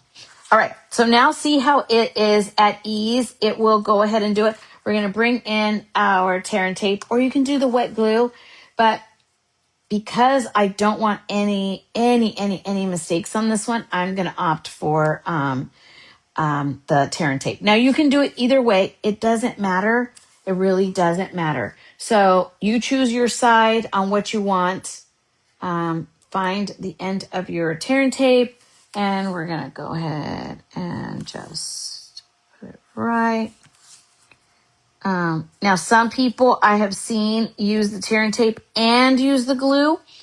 You do you, whatever it is that you like. Now, I will say that I am going to enforce the bottom here. So I'm going to cut it, and then I'm going to lift it up just like this. And then I'm going to have to cut in here. Right? And then I'm going to do it again. And the reason is because I really want that coverage down at the bottom. I mean, I want the coverage everywhere. So if you want to reinforce it on the sides, you can do that too. But at the bottom, I want the full coverage because you'll be able to see that you will have some room if you wanted to kind of overlap it. It's up to you. I'm not going to quite overlap it. I am going to see how it's going to close on this end. And see, I don't want to force that. So we're going to do it the same thing. I'm just going to give it it's just giving it a little breathing room. And you can even kind of put it at an angle here and, make it pretty if that's like your jam. It doesn't really matter. I guarantee you that if you're making this, nobody's going to say, wow, Rosie really should have angled that a little bit more. Nobody's going to say that. Now it's a little bit better. I'll give it a little bit more. Now, I'm not angling it for looks. I'm angling it for ease. So, like I said, nobody will say it should have been a little bit closer. Now, you do want it to seal. So you do want it to, now when I close it, it's going to be great. All right. So I'm going to lift up my tape on all of them. And I don't know why it is that when you use tear and tape, you do this and you like fling it. And now you have all these little tapes everywhere. If you guys don't do that, then whatever, you guys, whatever.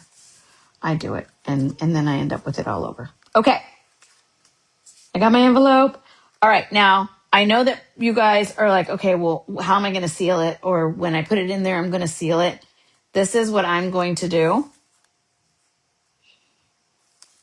Okay, because it's tear and tape, and we are fabulous, and we are ready and put together, and we are just, I mean, nobody is more organized than us. I say that tongue in cheek because sometimes I'm like, I don't know where my tape is, but it's always really close. I just still don't know where it is, like glue dots and everything else. All right, now it's ready to go. I am not going to, obviously, I'm not going to tear that off. I'm just going to leave it so that when I am ready to go, I am just going to just tear those off and they're going to be ready and my card is going to be ready to go. Isn't that fabulous? So now you guys are ready. We're going to do our little piece for our envelope a little bit later. So I'm going to put that to the side. But we have our envelope. We have our big piece out of the way. Thank goodness. That was so easy. It's all super easy.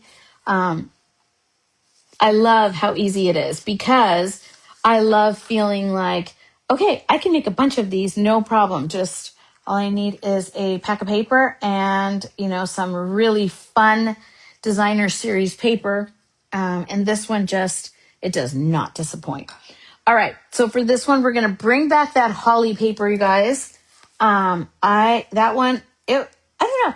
The more I played with this, the more I ended up thinking, well, I really like that one. Well, this one's so easy to play with. So I kept going and it just kept going on and on. And then we're going to grab this one, which is on the other side is the plaid. Give me a good plaid and I am your girl. And we're going to do a little bit of cutting. Okay. And some people had like favorites. I cut up a whole sheet and then I was able to play with them because if you remember, I also used them on the little 2x2 cards. So this is a great way. This is the sheet that I used. So it has the plaid on the other side. And then, so these were the images. And then I saved all of the other ones so that I can layer them and kind of make a quilt card in between. So don't throw out your other little pieces at all. All right. So you're going to cut they're 1.5 by 1.5. So that's what we want. And I just kind of eyeballed it to be kind of in the middle of, and we need 3 of them. So there's 1, 2, 3. Oh, look at that. I'm so on it. And then I'm going to come in here and I'm going to cut it down just a tad. And, you don't have to be like super precise, but I did want it to be a little bit of a focal point. So I did kind of play with it until I got it where it would make me happy. And it's like a hairline more. Let's see if it will be fine. Like literally a hairline more than a square. So let's see. Whoa, where are we going? Let's see if that works. That works for me. Okay, so then I just kind of did the same thing. And basically, I'm just making the little squares. I want it to be where I can just put these on my other little bit bigger square, and it's going to look so cute. And like I said, I saved the other pieces. These, I cut them down, same thing. And I saved them because I'm going to be able to use these as like the background of something later. So how cute is that? All right. So those are my 3 pieces that I needed at 1.5 by 1.5 or so. You do you. And then we're going to grab this piece of holly, which I love this piece. Okay. And then this one is going to be 2 3/4 by 8 1/4. Okay. So let's bring our arm out because let's see. Nope, not that way. Okay. So 2 3/4 is right there. Okay. And then I'm going to say, what did I say? 8 1/4. That looks right. That looks right. Ta-da. Okay. Now, you have that other little piece, right? And it's 3/4. We're just going to do, let me see, is that? I'm going to cut it at 3/4. Remember that little label that looked so cute? We're just going to give it a little snip. All right. I think that's all the cutting. Maybe. I hope. On this card. Because now, look at all these little pieces. Now, what are we going to try and do? We're going to try and reduce the pieces. Because they give me a little bit of, they give me, when I have this many pieces, it gives me a little bit of anxiety. And I love pieces. You guys know. So I have my bowl, a little fancy bowl here. I'm going to put all my little pieces. I don't know where you belong to, but you don't belong here, right? No. It's just a piece. All right. So I got all my little pieces out of the way. Give me a little bit of, it helps me just kind of think. And, we're going to get some of the bigger pieces out. All right. Let's score this right down the middle here. It's ready to go for you. Just like so. These big cards make me so happy. Oh, did I cut it wrong? I sure did. Let me see. Did I do this wrong on this thing?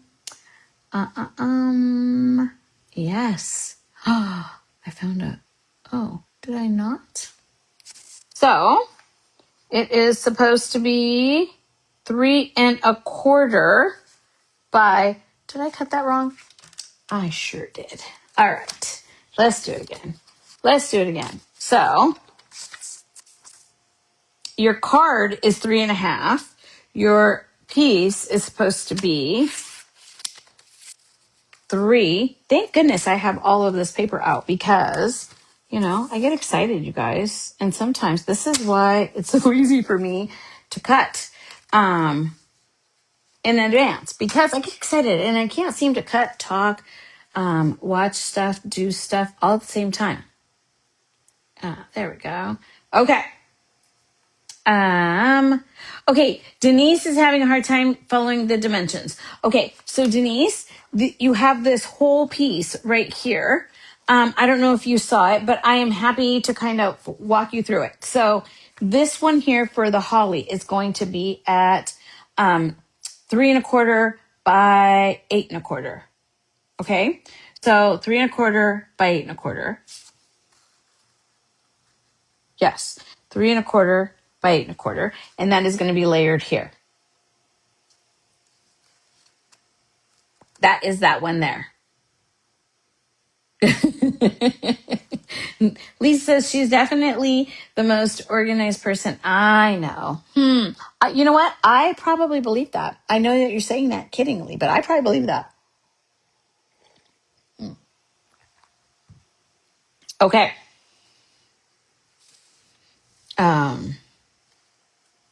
We have this one here. Yes. And what we're going to do is we're going to flat glue it. Okay. And then you're going to see that you have all your little pieces and we're going to add those to your red. So put your red to the side. Let's get rid of some pieces. So I'm going to bring out my glue, my lovely, lovely glue. And we are going to glue it down. And again, see, this is where that wiggle room for me, it's my friend. I love it. And sometimes it feels like it holds it down really fast. So let me refresh this really, really quick. Okay. And now we have that part. Now let me show you guys the inside because we're going to do a little bit of stamping before we actually do anything else. So I want to do that. And then, well, you know what? Let's just do the front and that way we're done. Don't want to glue it yet, but we do want to set our squares down. Okay, so let's bring out that bowl with our little pieces. A little piece of white there, but you have 3 pieces that we're going to go ahead and add our cute little figures to. So out of our DSP squares, we're going to go ahead and flat glue those. And we're going to flat glue because we're going to add a lot of dimensions everywhere else. So it's okay to add our glue, whichever ones you have. I love that by using that paper, I am able to,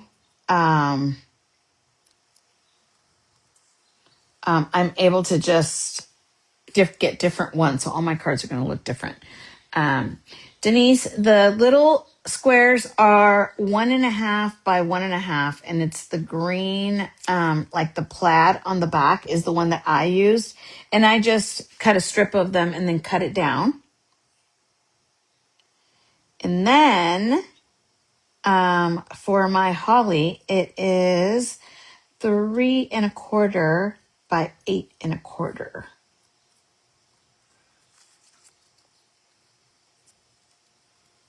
and then we are gluing it down, just like so.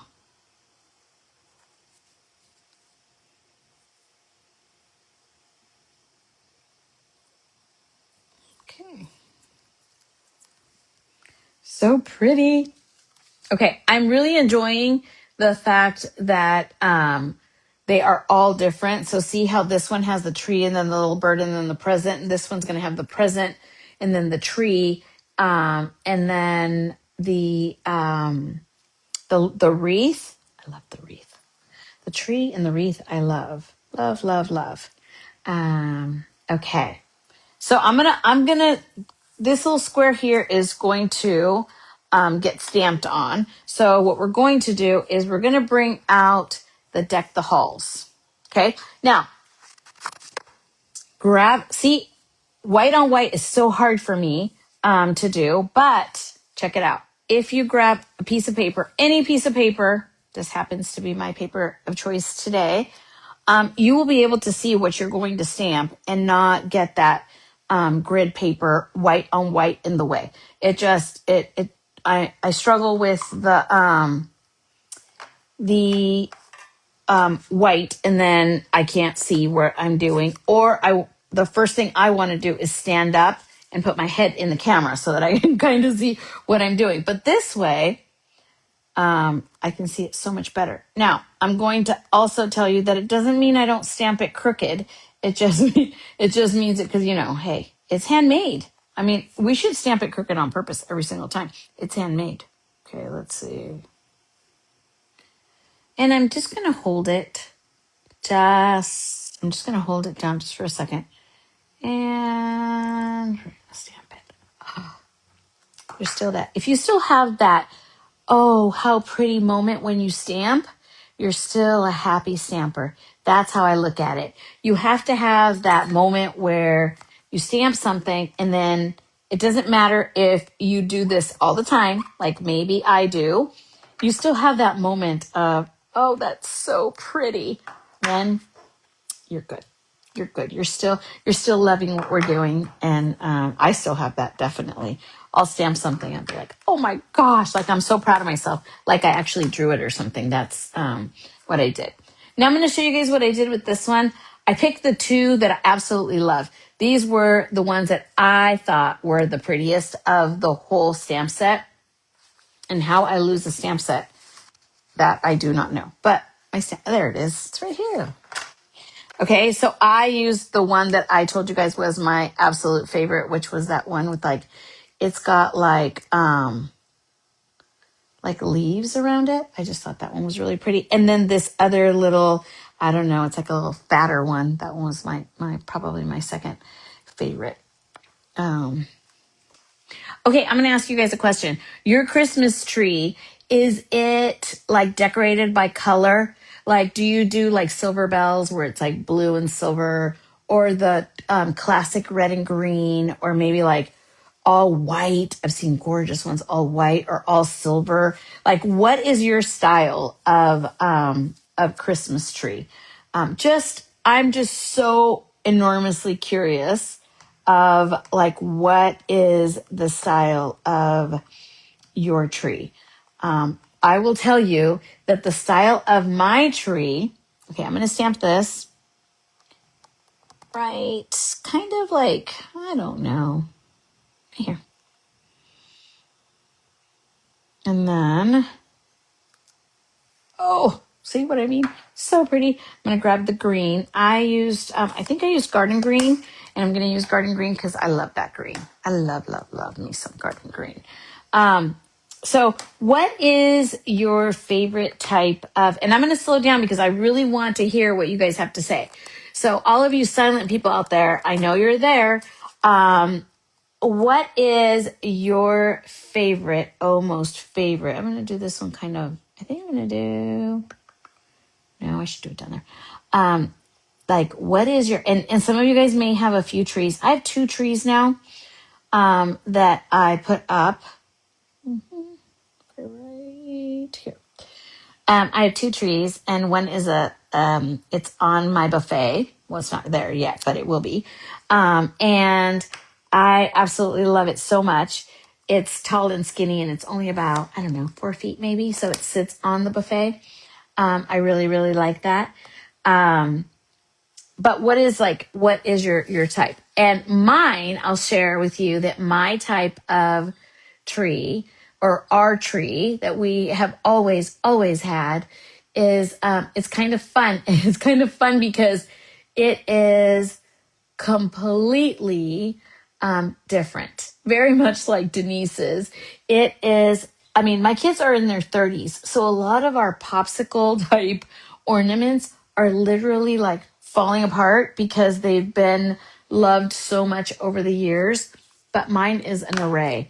It's like a story. Everything has maybe not everything has a story, but like I have ornaments that where we've been places. I have ornaments where my kids were little and they made or they gifted us. I have some ornaments that are really funny because for a while, when my kids were little, and maybe you guys do this if you guys have little ones or maybe grandkids, I would take them. They were allowed to pick one stamp set.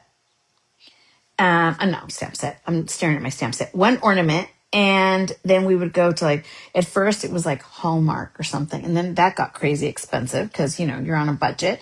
And so, then we would go to Target or Walmart or something and they would get to pick. So we had like I have 3 boys. So Superman and Spider-Man. And that was a little bit not fun for me, but, it was fun for them. Those have disappeared from my tree, but I have a lot of, elves and, the Green Grinch and candy and a lot of stuff that it's just, I'm like a mess of happiness, just a mess of happiness. My tree makes me so happy. Okay, you guys, I've stamped my 2 favorites, and then I'm going to give it, literally, I'm going to give, give it like a stem. And I just kind of, it doesn't matter if it doesn't touch because we're going to add a bow. So there's one. And then here's the other.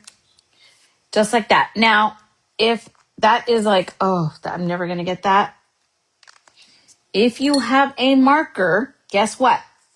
You grab your ornament and you go like this. And then you're good to go. It doesn't have to be the stamp set. Just give it something to hang on. Just hang it on something. Just we're gonna be good. Then I'm gonna grab the bow, which is on here it is. I was gonna say it's somewhere. And I'm gonna just do this. And I just did a little bow right like at the kind of where it lives. It was really, really simple. And I loved how it looked. So it made my heart happy. And I did them in red. And I did both of them in red. I'm not the most super patient, like, okay, now let's do this in here. I tend to not overthink things. So sometimes it's like, okay, did I even think that through at all? But don't overthink it. Just give it a little bit of love. Look at that. Ah, makes my heart just happy, happy, happy. All right. And then there's that. Oh my gosh. I'm telling you, it's like stamping, like it's like all of a sudden I can draw. Okay, I'm gonna move my my piece that is my stamping helper, but I have oh look at that, that's a stamp. I have my pretty pieces over here that I'm going to not transfer, but I'm gonna actually bring this card to life. All right, so I'm going to bring this in here and I'm going to glue it right down there. But before I do that, I want to bring that little skinny piece. Where'd it go? There it is. See? And I want to glue it just right down at the bottom. So I'm going to add a little bit of adhesive right down here.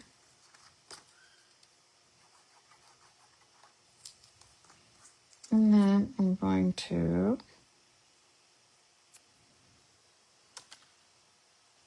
it's got a little bit of a peekaboo right there. Let's see. That is where I want it. Sure. That is where I want it. And then, here we are. Grab my snips. And I'm just going to snip it off. Just like that. Whoops. And then I'm going to add my favorite adhesive. Okay. I grew up with my mom, and I say my mom because this is what I grew up with, but you do your own like, traditions and all of that, right? So, my mom's happiness in her Christmas tree is she's very matchy, which is funny because my sister, and they are very much in common. My sister is, they love a matchy tree. So like it will be like, okay, the one year we got, they'll say, oh, we're going with the red and green. So all of their stuff is red and green. Then it'll be like silver bells and all of their stuff is like very coordinated. So when you walk into their home, it's like elegance all over. You walk into my home, you're going to get the fuzzy feeling of like just a muck of stuff. And that is very much by choice, you guys, very much by choice. All right, now I want you guys to, oh, I forgot to glue this. So let's glue that. We stamped the deck of halls, not of the halls. And we're going to glue it because what I want to do is I want to space it out before we glue it. Because I have a lot of us, me included, who will say, well, now I want to tear it off and make sure it fits. We don't want to tear anything off. So we're going to go in there and we're going to, I know it fits. It might be tight, but I know it fits. So, and look at here. Okay. So we're going to add our dimensionals because this is going to go on dimensionals. So we're going to go ahead and add our dimensionals to the back of each one. And it's not a right or a wrong as far as I think for trees, for your Christmas tree. I just, I love it when it's just, I don't know, you have a story, you have, I have nieces and, I have maybe I'll have like an ornament of like something that reminds me of them. Or we have ornaments that have their pictures and, you also go to the mall and you get we have gotten the ones that have, okay, sorry, I can't talk and do this at the same time, apparently. Okay, that looks good. What do you guys think? Now remember, we're going to add a bow right here. So I just want to make sure it doesn't matter. I think that looks good. And so we've gotten, you go to the mall and then you get like the ones that say, Gonzalez family, and it has like everybody's name on them and they're personalized. And usually I get one of those as a Christmas gift and I love it so much. All right. Okay. So we are going to start it here. Oh, no. Lost it. Go. Got it. Put it back down. Now that we have them down, it's easier for me, at least, to kind of go off of, just and they're in place. Of course, they're not adhered, so they're kind of still movable. So I'm gonna do the top and then the bottom, and then the other ones kind of have to see that one moved. Hopefully, it moved. And if you are, I've also done them where I zigzag them a little bit. And there's a reason for that. And that might be, my reason might very much be that I can't get it straight. So then I kind of purposely put one more to the right and one more to the left. And then it looks like that's what I wanted to do. So I'm telling you, there's a lot of little tricks that you get. And then once I'm happy with it, that's when I kind of do this. Like, okay, I'm happy with you. Grab your ribbon. And we're going to add your bow. And again, I love a big floppy bow. And I usually keep it on the spool. Now I'll give you a little bit of my my ribbon. I am right-handed, so I do not know how it works. My niece is left-handed, so I should ask her. She's really artsy, so she would know like how she starts off to make her bow. But I'm right-handed, so what I do, and especially if I'm going to keep it on the spool. So if I'm going to keep it on the spool, I start holding the spool with my right, and then the tail part of it is going to be on the left. So I'm going to put it down wherever it may be, and then I grab the spool and I move it over. Okay, so now I have the spool is on this side on my left, and because the way I tie my bows is almost everything is done with the right side of the tail. Now, I don't know if that's just my way of doing bows or if that's because I'm right-handed. But if you do it that way, then you can always do your, you're going to do all the work and you don't have to cut it off of the spool. Now, here's the other one. I ask this all the time. How do your bows always have the tails down? Sometimes I like the one tail to be up and one to be down. But if you want it, the trick is you're going to grab your loop and you're going to go behind it. Okay. Go behind the loop, not in front of it. When you tie your shoe, I think we do our loop. Our loop is in front of it. And so we often get one on each side. And I always stick my thumbs in there. And if you want to make it smaller, I grab my fingers, put them through the loops, and then that's when I pull them down. And then, because I like my bows to be like puffy. I don't know if that's really a word, but, and I know you're going to put it in an envelope, and I know it's going to get flat, but I know that it was puffy when I made it. That's just so. Now both your tails are your bow tails are down, and you have your bow. Now, if you were to have tied it the other way, which is in the front of it, let me see. Let me find a piece of paper. Okay, so I will. Let's see. Got it. All right. So again, your tail. I'm right-handed, so my tail is going to start. My spool is going to start on the right. My tail is going to start on the left, and we're quickly going to flip it over. Okay. I'm going to give myself a little bit of grace there, and I'm going to put this over, and then I'm going to put this one. So now it ends up being on your right, and I'm going to tie my bow. Now you're going to do your same thing. Make your loop. Now watch. If I go to the front, the way you tie your shoe, the way I tie my shoe. One, my loop, even if I mess with it and I make it straighter or whatever, I got one loop going this way, and then the other, they're going like this because you went forward. Does that help? Now let's do it again. Okay. On your left, move it over to the right, and then I'm gonna crisscross, put it through. You're gonna start your bow. I'm gonna hold it down right there. Make your bow. I'm gonna go behind it. So next time when you tie your shoe, I do this all the time. I'm like, okay, I do tie it forward, and I think it's because we're bending down. I don't know why. And then you do this, and even when it goes funky, it will automatically just both your tails will come down just like that. You'll get both tails. What do you guys think?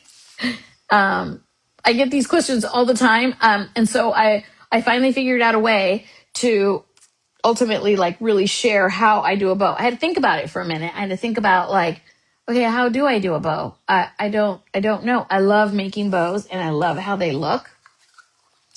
And so, I'm going to put this back here, and, I love how they look.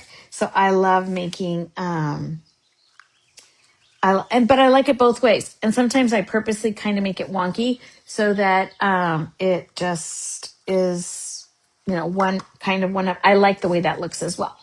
All right, so we have our bow. And now I'm going to add dimensionals to this one here.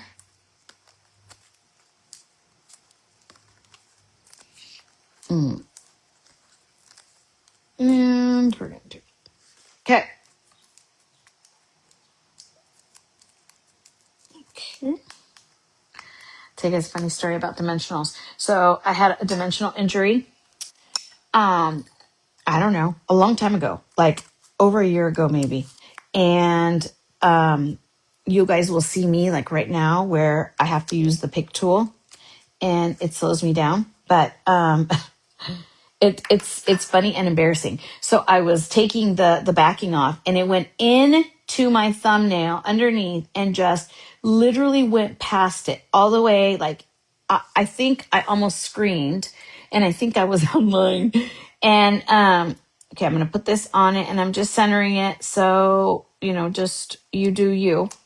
And so it went all the way in. And you guys, ever since then, if I do dimensionals too much, which I do them all the time, my thumb hurts. It's almost like, okay, you're pushing it, lady. You're pushing it. You're going to hurt yourself again. So I have to be careful.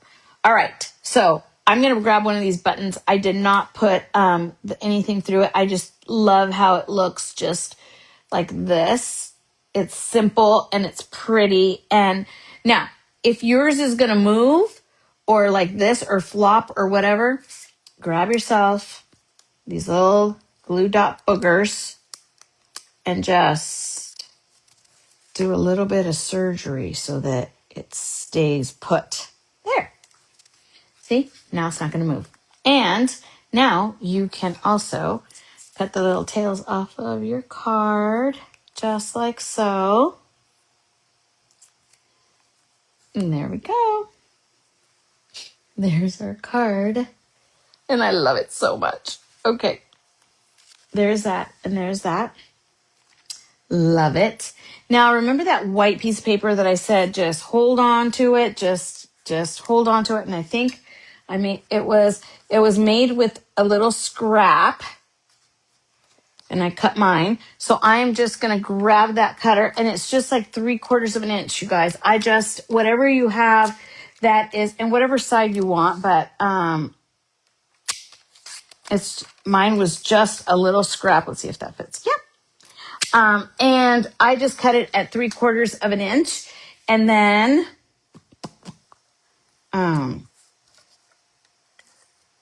I just added it to the end of the,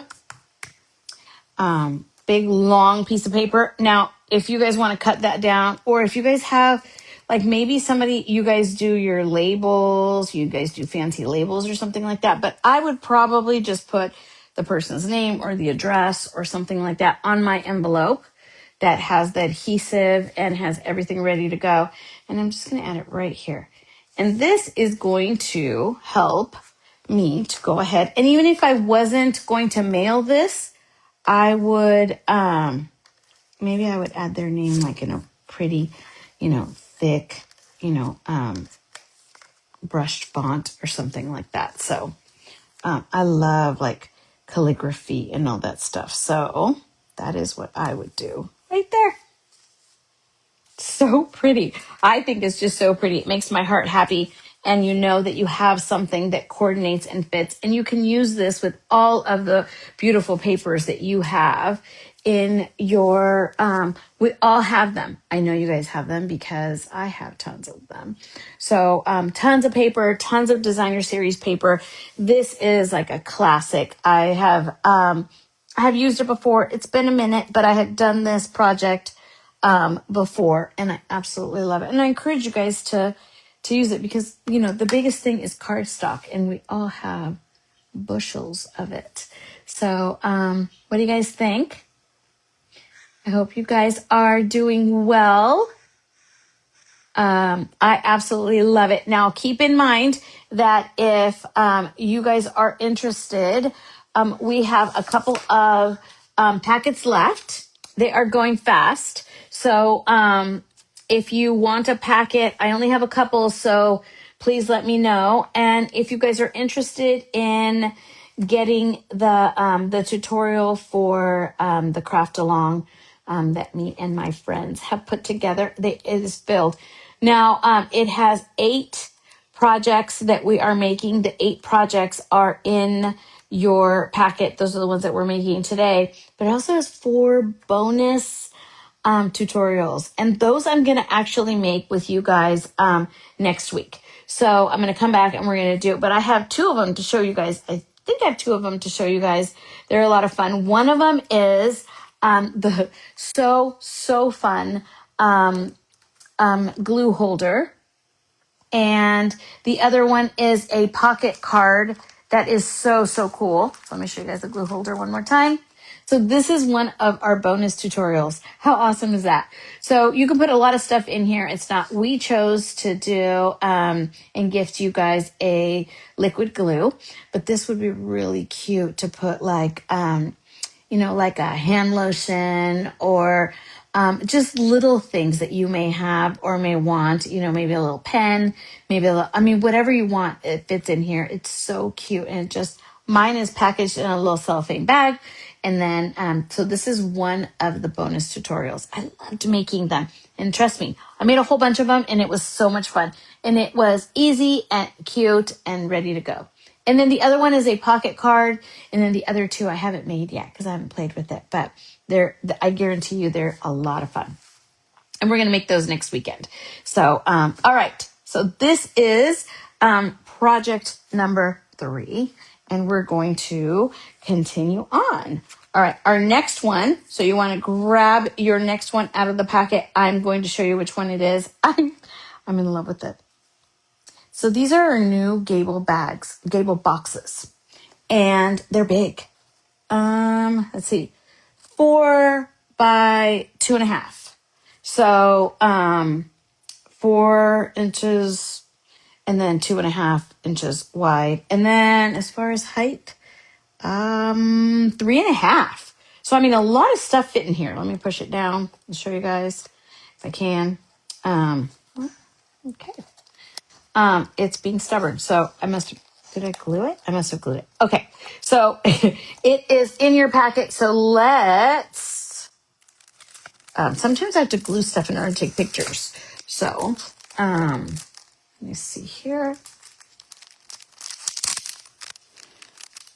This is the wrong packet. No, it's not. Okay, pull it out. Okay, Ruby, you can do this. I'm pretty sure this is the right packet. I'm not sure. Yes, it is. Okay, so you're going to pull it out of your card packet, and you are going to take everything out. This one's going to be so super incredibly easy. And we're going to take out the designer series paper that has the candy canes. Now, if you could give me a packet of just candy cane paper, this girl would be so happy because it just gives me so much joy. All right, so find your candy cane. Here it is. Oh, and it has, look at this side. And so you can do it whatever you want with it because this side would look really pretty too. Let me show it to you up close. So we did candy canes and we did candy canes all the way around. And that I think it's so cute and so mega easy. You guys, so mega easy. So I am going to use the candy cane side just because that's what, is in the picture. So we're going to take that out and we're going to take out the pieces. So take out that bowl that you have. So the gable boxes like this come in a packet of 10. So we bought a bunch of them and we are having them and getting them all ready for you guys so that you guys can make pretty things and then fill them with pretty things. I'm telling you right now, this one here has, I love it because it's so easy to do. Now,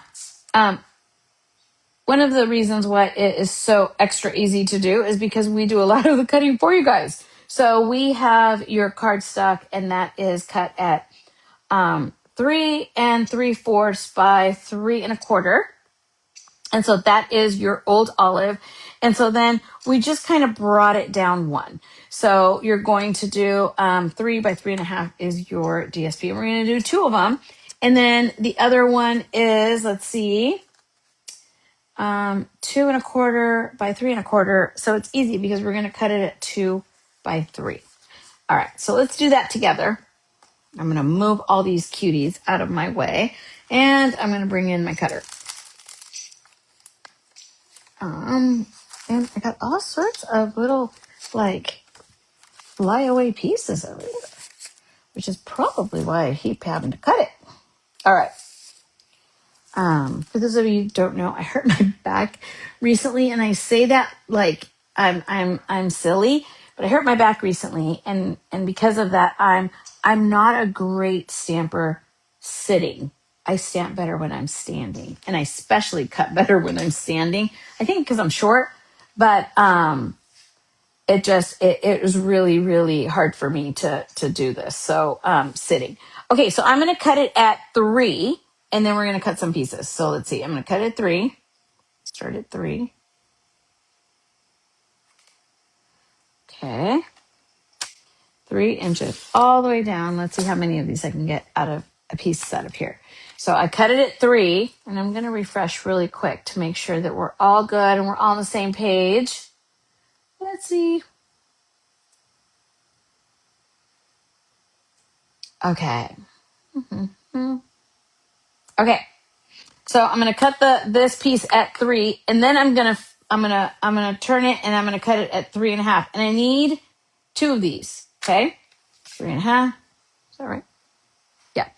3.5. And then 3.5. Okay. So watch. This is what I'm going to layer here onto the old olive. Cute, cute, cute. Okay. So I'm layering those 2. And then the other one, I need 2 by 3. And I need 2 of them.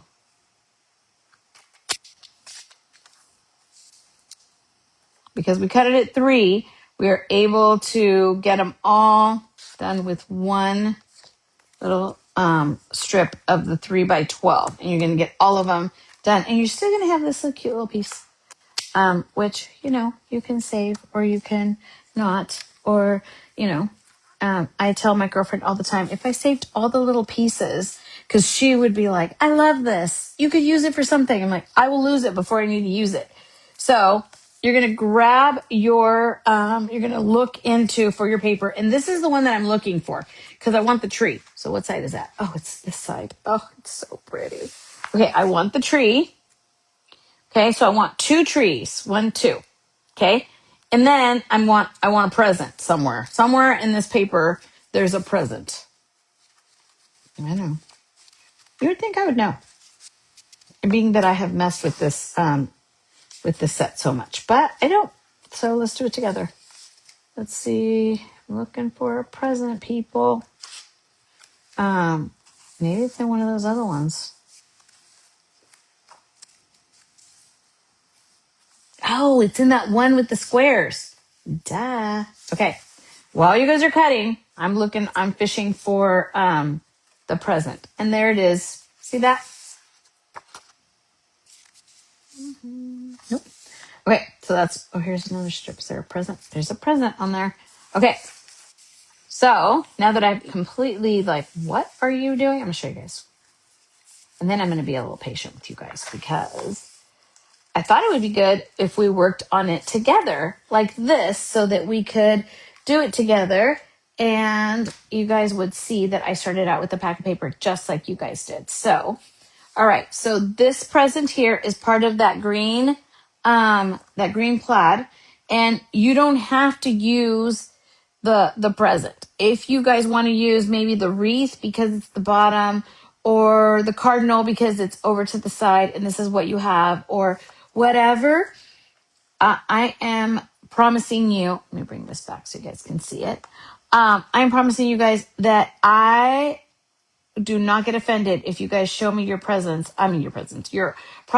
and they all look a little bit different than mine. The whole beauty of this is to spark a little creativity, let you guys do your creations the way you guys want. Now I am fussy cutting my, I should show you guys. Okay, another little tip for fussy cutting is if you leave your border, whatever your border may be, and not cut into your image, that will, and no matter if your image is possibly, or your cutting is not perfect by any means, if you give it a border,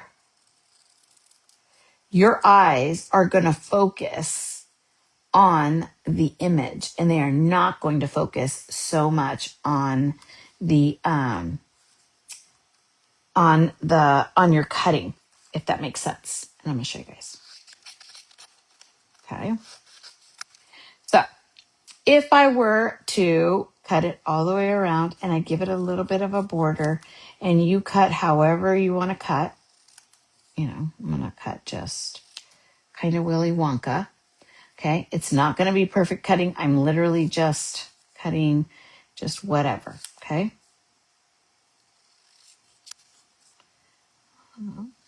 Just cutting.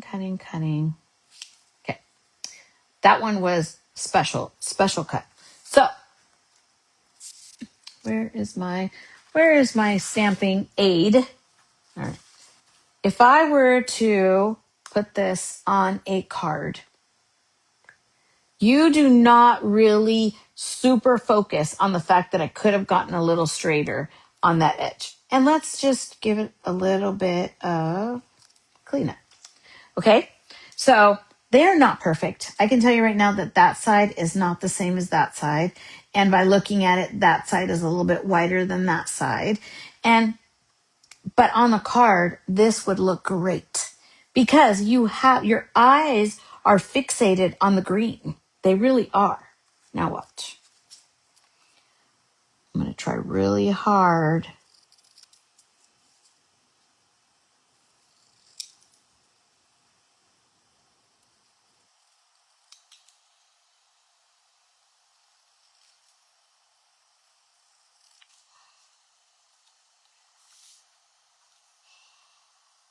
Okay.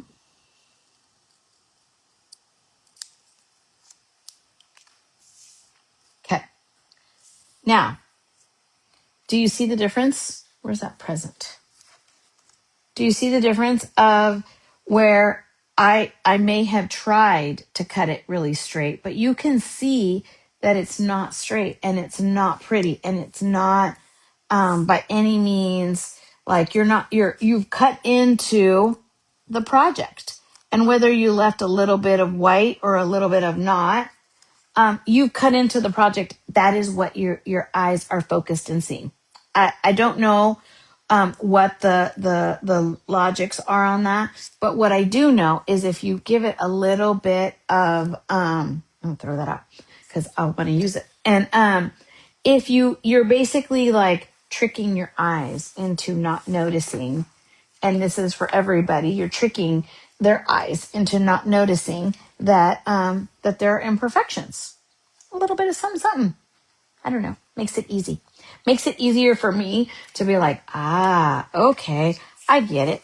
All right, I'm going to cut out some of these trees. So I'm going to do the same thing. I need 2 trees and I'm going to cut them out and I'm going to do the exact same thing. You guys, I'm going to use 2 different trees. So I am going to save this one for something else.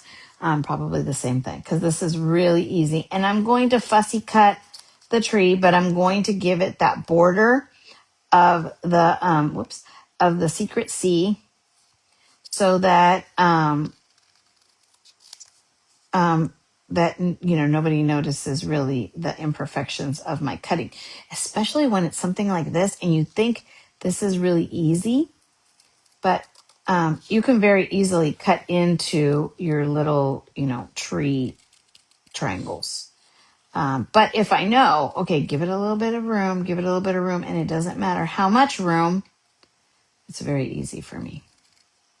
And sometimes, like I did just now, I got a little close. But you know what? As long as there's a little bit of blue in there, I'm basically training the eyes to focus on that.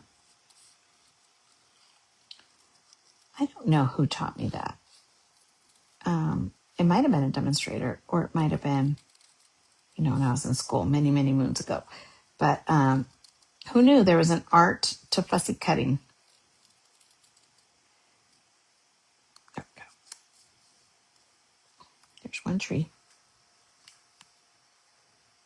And now this would be one where I would say, okay, you guys, from the magic of TV, I've cut them all out.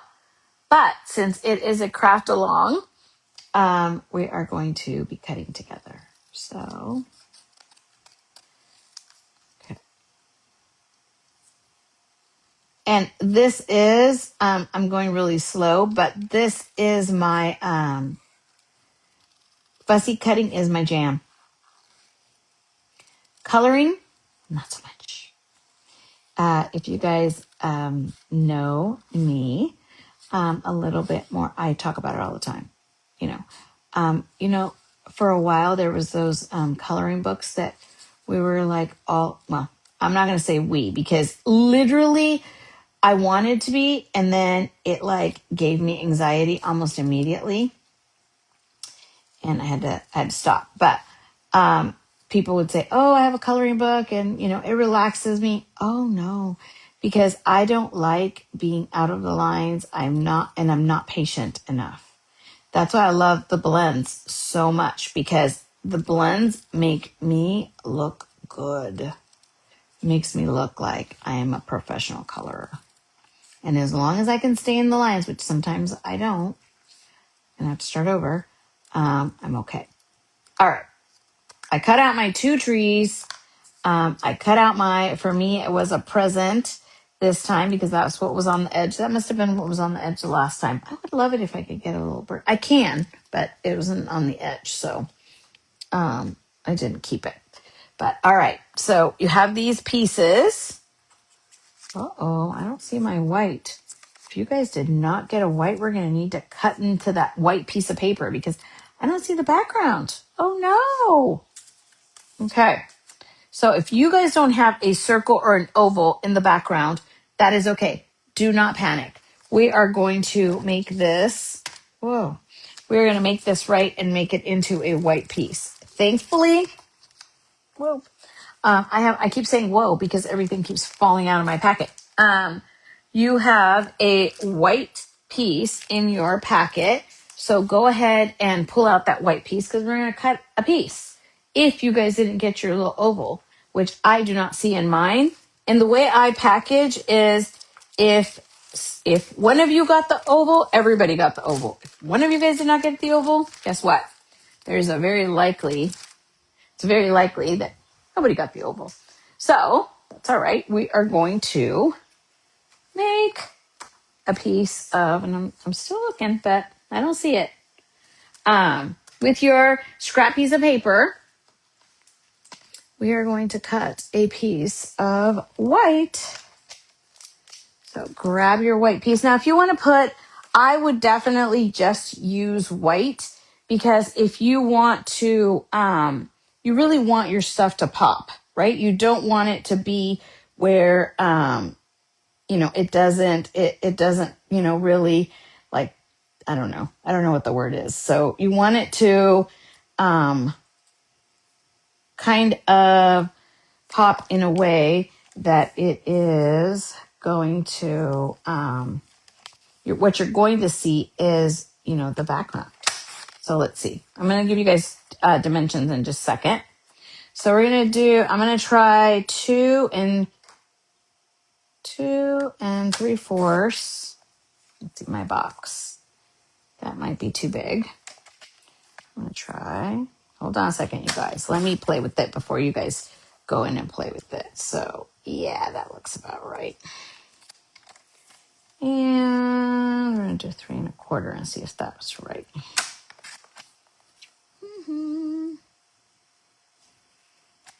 Okay, so we're going to do 2 out of your paper. You're going to do 2.5 by 3. That is what I used. So out of a white piece of paper, you're going to do 2.5 by 3. Okay. So I am going to check you guys out and see how you guys are doing. Okay. So cut your white piece at 2.5 by 3. And that is what we're going to use. So we are going to, this is your box, you guys, and it's so easy to put together, but it's easier to kind of shove everything on it by gluing your pieces first. So if we glue it, then we're going to glue it like this, and it's very, very close. So what we're going to do is we're going to do our gluing. Sorry, Denise, hold on one second, because 2.5 by 3. 2.5 by 3.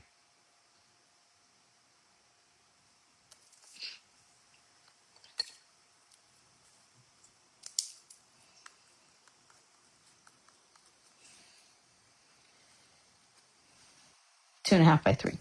And then we're just going to glue. So it is, we're just going to glue flat on our pieces. Just like that. And,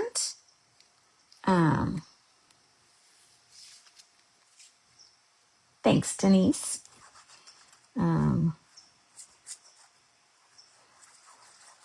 I'm just going to add my favorite glue because, again,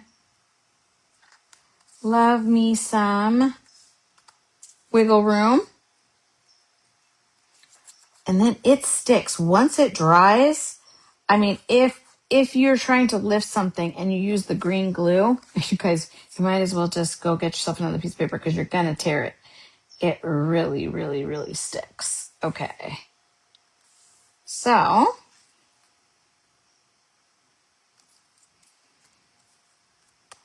there's that. We got 2 of those. And then we've got 2 of these little skinnier ones. Whoa. A little wonky. And we're going to just glue that down. Just like so.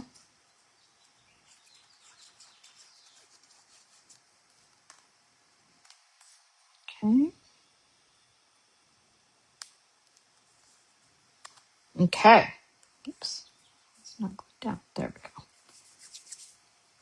And once you get glue on your fingers, you can go wash your fingers or whatever. I don't know what it is, but it ain't coming off until you shower. I don't know why, but it is very sticky. Okay, we're going to put them on all 4 sides of your box. So here's my front. Well, here's one side of the box. And then you're going to go ahead and glue it down on the other side. So go ahead and bring out your glue. And I'm going to go ahead and healthy, but mostly I just kind of smear it around. And then if it's too hard for you to see where the lines are, you can also make your box. I just find that sometimes it's easier to glue. I kind of go back and forth. So sometimes it's easier for me to and this box is really sturdy, so it would be fine if you put it together and then glued it the other way. But sometimes I find it's kind of hard to do that with some of them, especially if they're handmade, and so you don't know how straight your cutting is. If you know, you know. Boxes can be a little bit harder, a little bit finicky. Okay. There we go.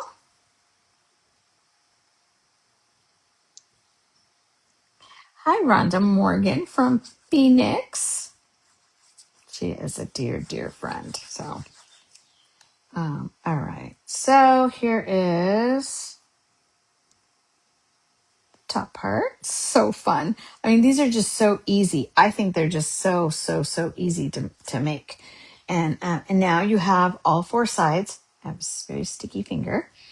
And we're going to make our box. Okay, we're going to make our box before we add our other parts. So go ahead and cut your white to 2.5 by 3, unless you want to add some, an oval or something of that sort. So I'm going to squish my box so that I am bringing it to life a little bit. These are so great. These are so, so great. Okay, so then I'm going to square them down and squirt over and over. And then you can go ahead and do it this way. So you can either do it that way, like I just did. Some people get a little fancy where they're like, okay, I like it better where it's like this, or don't make it difficult. This is your last tab, and that is what is, to me, most important. And you're going to go in there and you're just going to push that one down until it connects. And let me tell you, it is, you can throw it across the room and it won't undo. Okay. So, then what you're going to do is, this is what is going to kind of come over, and then this comes down like this. You just want to just give it a little bit, and you're going to push it down. Look at that.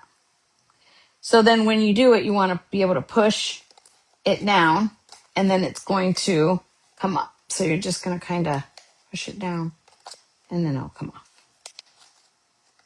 Just like that. And look at, I mean, even as is, you guys, we have made such a cute little box, but let's give it a little bit of life up in the front here. So I'm going to add and you can make it smaller if you want to. It's completely up to you. So I'm going to bring in my little cutouts and let's bring dimensionals. Let's just add this to the back. And I'm giving a lot of, I'm going to use 5. Sometimes I use 6, but I'm going to use 5. And see, my thumb isn't working. It's screaming, use your pick tool. Okay, I'm going to put this right kind of in the center there, because what I want to do is I want to add my trees and my presents to kind of here, let me show you how I did it. And then, so what I want to do is I just want to add 2, maybe 2. And I'm trying not to add them to the sides because I really want, I want I want to make sure that I get it like kind of zigzagged in there into the present, just kind of like really in there. And I'm going to put it kind of in the center. And I'm going to grab one of these fun trees. I kind of want it to be off, but I don't want it to be fully off. So maybe like that. And this one I'm going to kind of, oh my gosh, it makes me happy. This makes me want to I'm ready for Christmas. And even though I have no business being ready for Christmas, you guys, I have no business being ready for Christmas. I mean, I don't know about you guys, but I'm not even ready for Labor Day. I'm not ready for summer to be over. And I feel like, did summer even start? So I'm going to use the garden green and I'm going to do sending cheer on that white piece of paper, that little white piece of paper. And this one it's perfect because it's 1.5 by 2.5 and it fits my little sending cheer just right.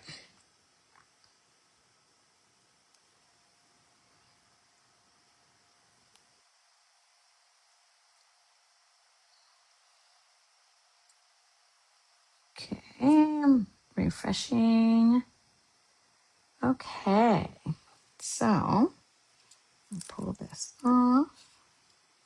Okay, I love it when it stamps like this. And sometimes I think it's definitely it's the ink pad. And sometimes I think, okay, it's because I have seasoned up the the stamp set just right. So you're gonna pull out your hole punch. Any hole punch will do. And you're just going to just kind of make one and kind of, I don't know. I mean, I did it kind of in the corner. And I realized that you might cover it up a little bit, but I just kind of did it in the corner, and then I added some dimensionals. And I am, look, I save these because I use them for when I have like big pieces to do. All right, so now this is project number 4 of 8. So after this one, it will be about 2:00 and then we'll take a little bit of break. You guys grab a snack, grab whatever you want. Hold on. I gotta make sure that my dimensional isn't right where I'm gonna put the little hole. There we go. And grab yourself a snack, go to the restroom, maybe grab yourself some lunch depending on where your time frame is. Okay, so my little punch is there. On my other one, I punched it all the way through and then I kind of regretted it. So on this one, I was sneaky and I did it this way. So I'm just going to put it right in that little hole. Oops, can't see. Sorry guys, I got to put it towards me so I can actually see it. I was trying to put it in front of your camera, but okay. So just like that. And then that way we can tie our bow. And our bow is just going to go right through. And I just did it right in the middle. So it wasn't anything like crazy. It's just a real healthy piece of ribbon and all the way through.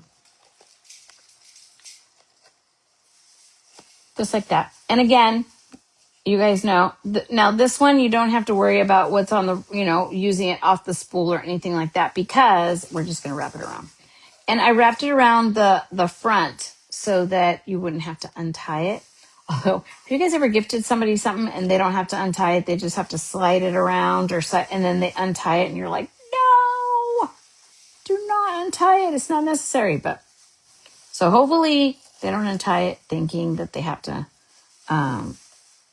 they'll have to untie it to open it up, but not to make it not look pretty for them right there. Okay. Oh my gosh. This makes my heart go pitter patter. All right. So there's that. Like sometimes when you have like a sliding card or something and you're like, no, you don't have to do that. But all right. So let's bring out our buttons, because that is what I think that this is like such a cute, I love the buttons. Now I'm not going to deny that I would have loved it if the buttons were just a little bit smaller, like really cute, like small ones, like the peppermints maybe. Oh, I love the peppermint ones. Okay, I'm going to put one down here. All right. No rhyme or reason, just adding a little bit of love there. All right. This is project number 4 of 8 that we're doing today. And for those of you who just joined, thank you so much for joining me and joining us. We are having a blast with our, let me show you guys, this is our craft along. So 2 things, I have a couple of packets left. They are full packets, like crazy full packets. You get, a set of the buttons, a spool of the ribbon. You're going to get all of the projects that we are doing. You're getting the tutorial. You guys, the tutorial is fabulous. It is a collaboration with myself and 3 other great friends, and you're getting 12 projects, 8 of which we will be making in our today, and in your packet, and then 4 bonus ones. The bonus ones, I'm going to come back next week and I'm going to share them with you guys. And if you guys want to cut and have them ready, you guys can do a craft along. If you guys are interested in a class packet, let me know. I only have a couple left. I haven't read the messages, so I really do only have a couple left. If you guys are interested in the tutorial is $25 and it goes right to your inbox, and you guys can follow along and just do everything you need. All right, you guys. So it is few minutes before 2:00 Pacific Standard Time. And so I'm going to use that time to just show you guys the projects that we have made. Okay, our first one is our fabulous gable card. I don't like grid paper when it's yucky, and I've given it a lot of love. So this is our one. This is project number 4. And then, you know what? I'm not going to be able to do them in order because I can't remember anything lately, but let's try. So I believe this was project number 3. It is a jumbo slimline card. It's big and lots of room. You also learn how to make the coordinating envelope. So fun. We added the tape so it's ready to go. And lots of fun and lots of layers. I don't think I said that in the packet. You also get a full pack of DSP of this one here. So of the quilted paper, it's so great. So this one's actually project number 1. This is the first one that we made, and a true favorite. And it opens like this. What a fun fold! Love it. Okay, so that is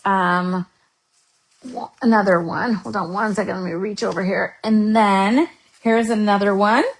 Fun envelope. Remember, no naked envelopes, you guys. And this one opens up like this. And this one is great because I was telling you guys, sometimes when you are making, a whole bunch of different cards for the holidays, I don't have a lot to say. I mean, Merry Christmas, God bless, from Mike, Rosie and the boys, but this is a great one because I am going to use this one and I'm going to mail it out and I'm going to say, this is for, you and me in the movies. Or even if, you know what, for all of us long distance girls, we can send something that says, let's craft together on Zoom or on FaceTime or something fun, movies for two. And then I'm gonna put love, for my boys, I'll put, let's go to the movies. And then I'll put love mom or something like that and make it more of a to do rather than just a gift card. Not that gift cards are bad. I love gift cards. But definitely no naked envelopes. So see this one, we did the full flat with this card. And then this one here, I just did a little strip across. And then it's matchy. And then this one, we added a piece of cardstock and the little strip there across it. And so no naked envelopes. All right. So I am going to show you guys a really sneak peek of the other projects that are coming. And if I hurry up and stop flapping my mouth, I will give you guys a full half hour so that you guys can have a little bit of time to just rest from or catch up, whatever you like. Now, this is a box that I love. It's big. So it's going to fit a lot of things to it and you're able to open it. And if you want to do a little thing there, but you're able to open it, you're able to put a lot of stuff in here. I love that. I love a good big box, but I also love one that is smaller that can maybe it's a gift card holder or a candy holder or, like if it's like a Kit Kat or gum. But my favorite thing is to be able to put like a little, maybe like something like this, a gift card for Starbucks, and then maybe like a Rice Krispie treat or a cookie or something like that. And, I still work in the office full time. So, that is always fun for me to be able to like spoil my coworkers a little bit. Here's another little fun envelope because this one is more of a gift card holder, but look at that. I love it that it has the little pocket. We're going to do a little notch there. And I just think it's so pretty.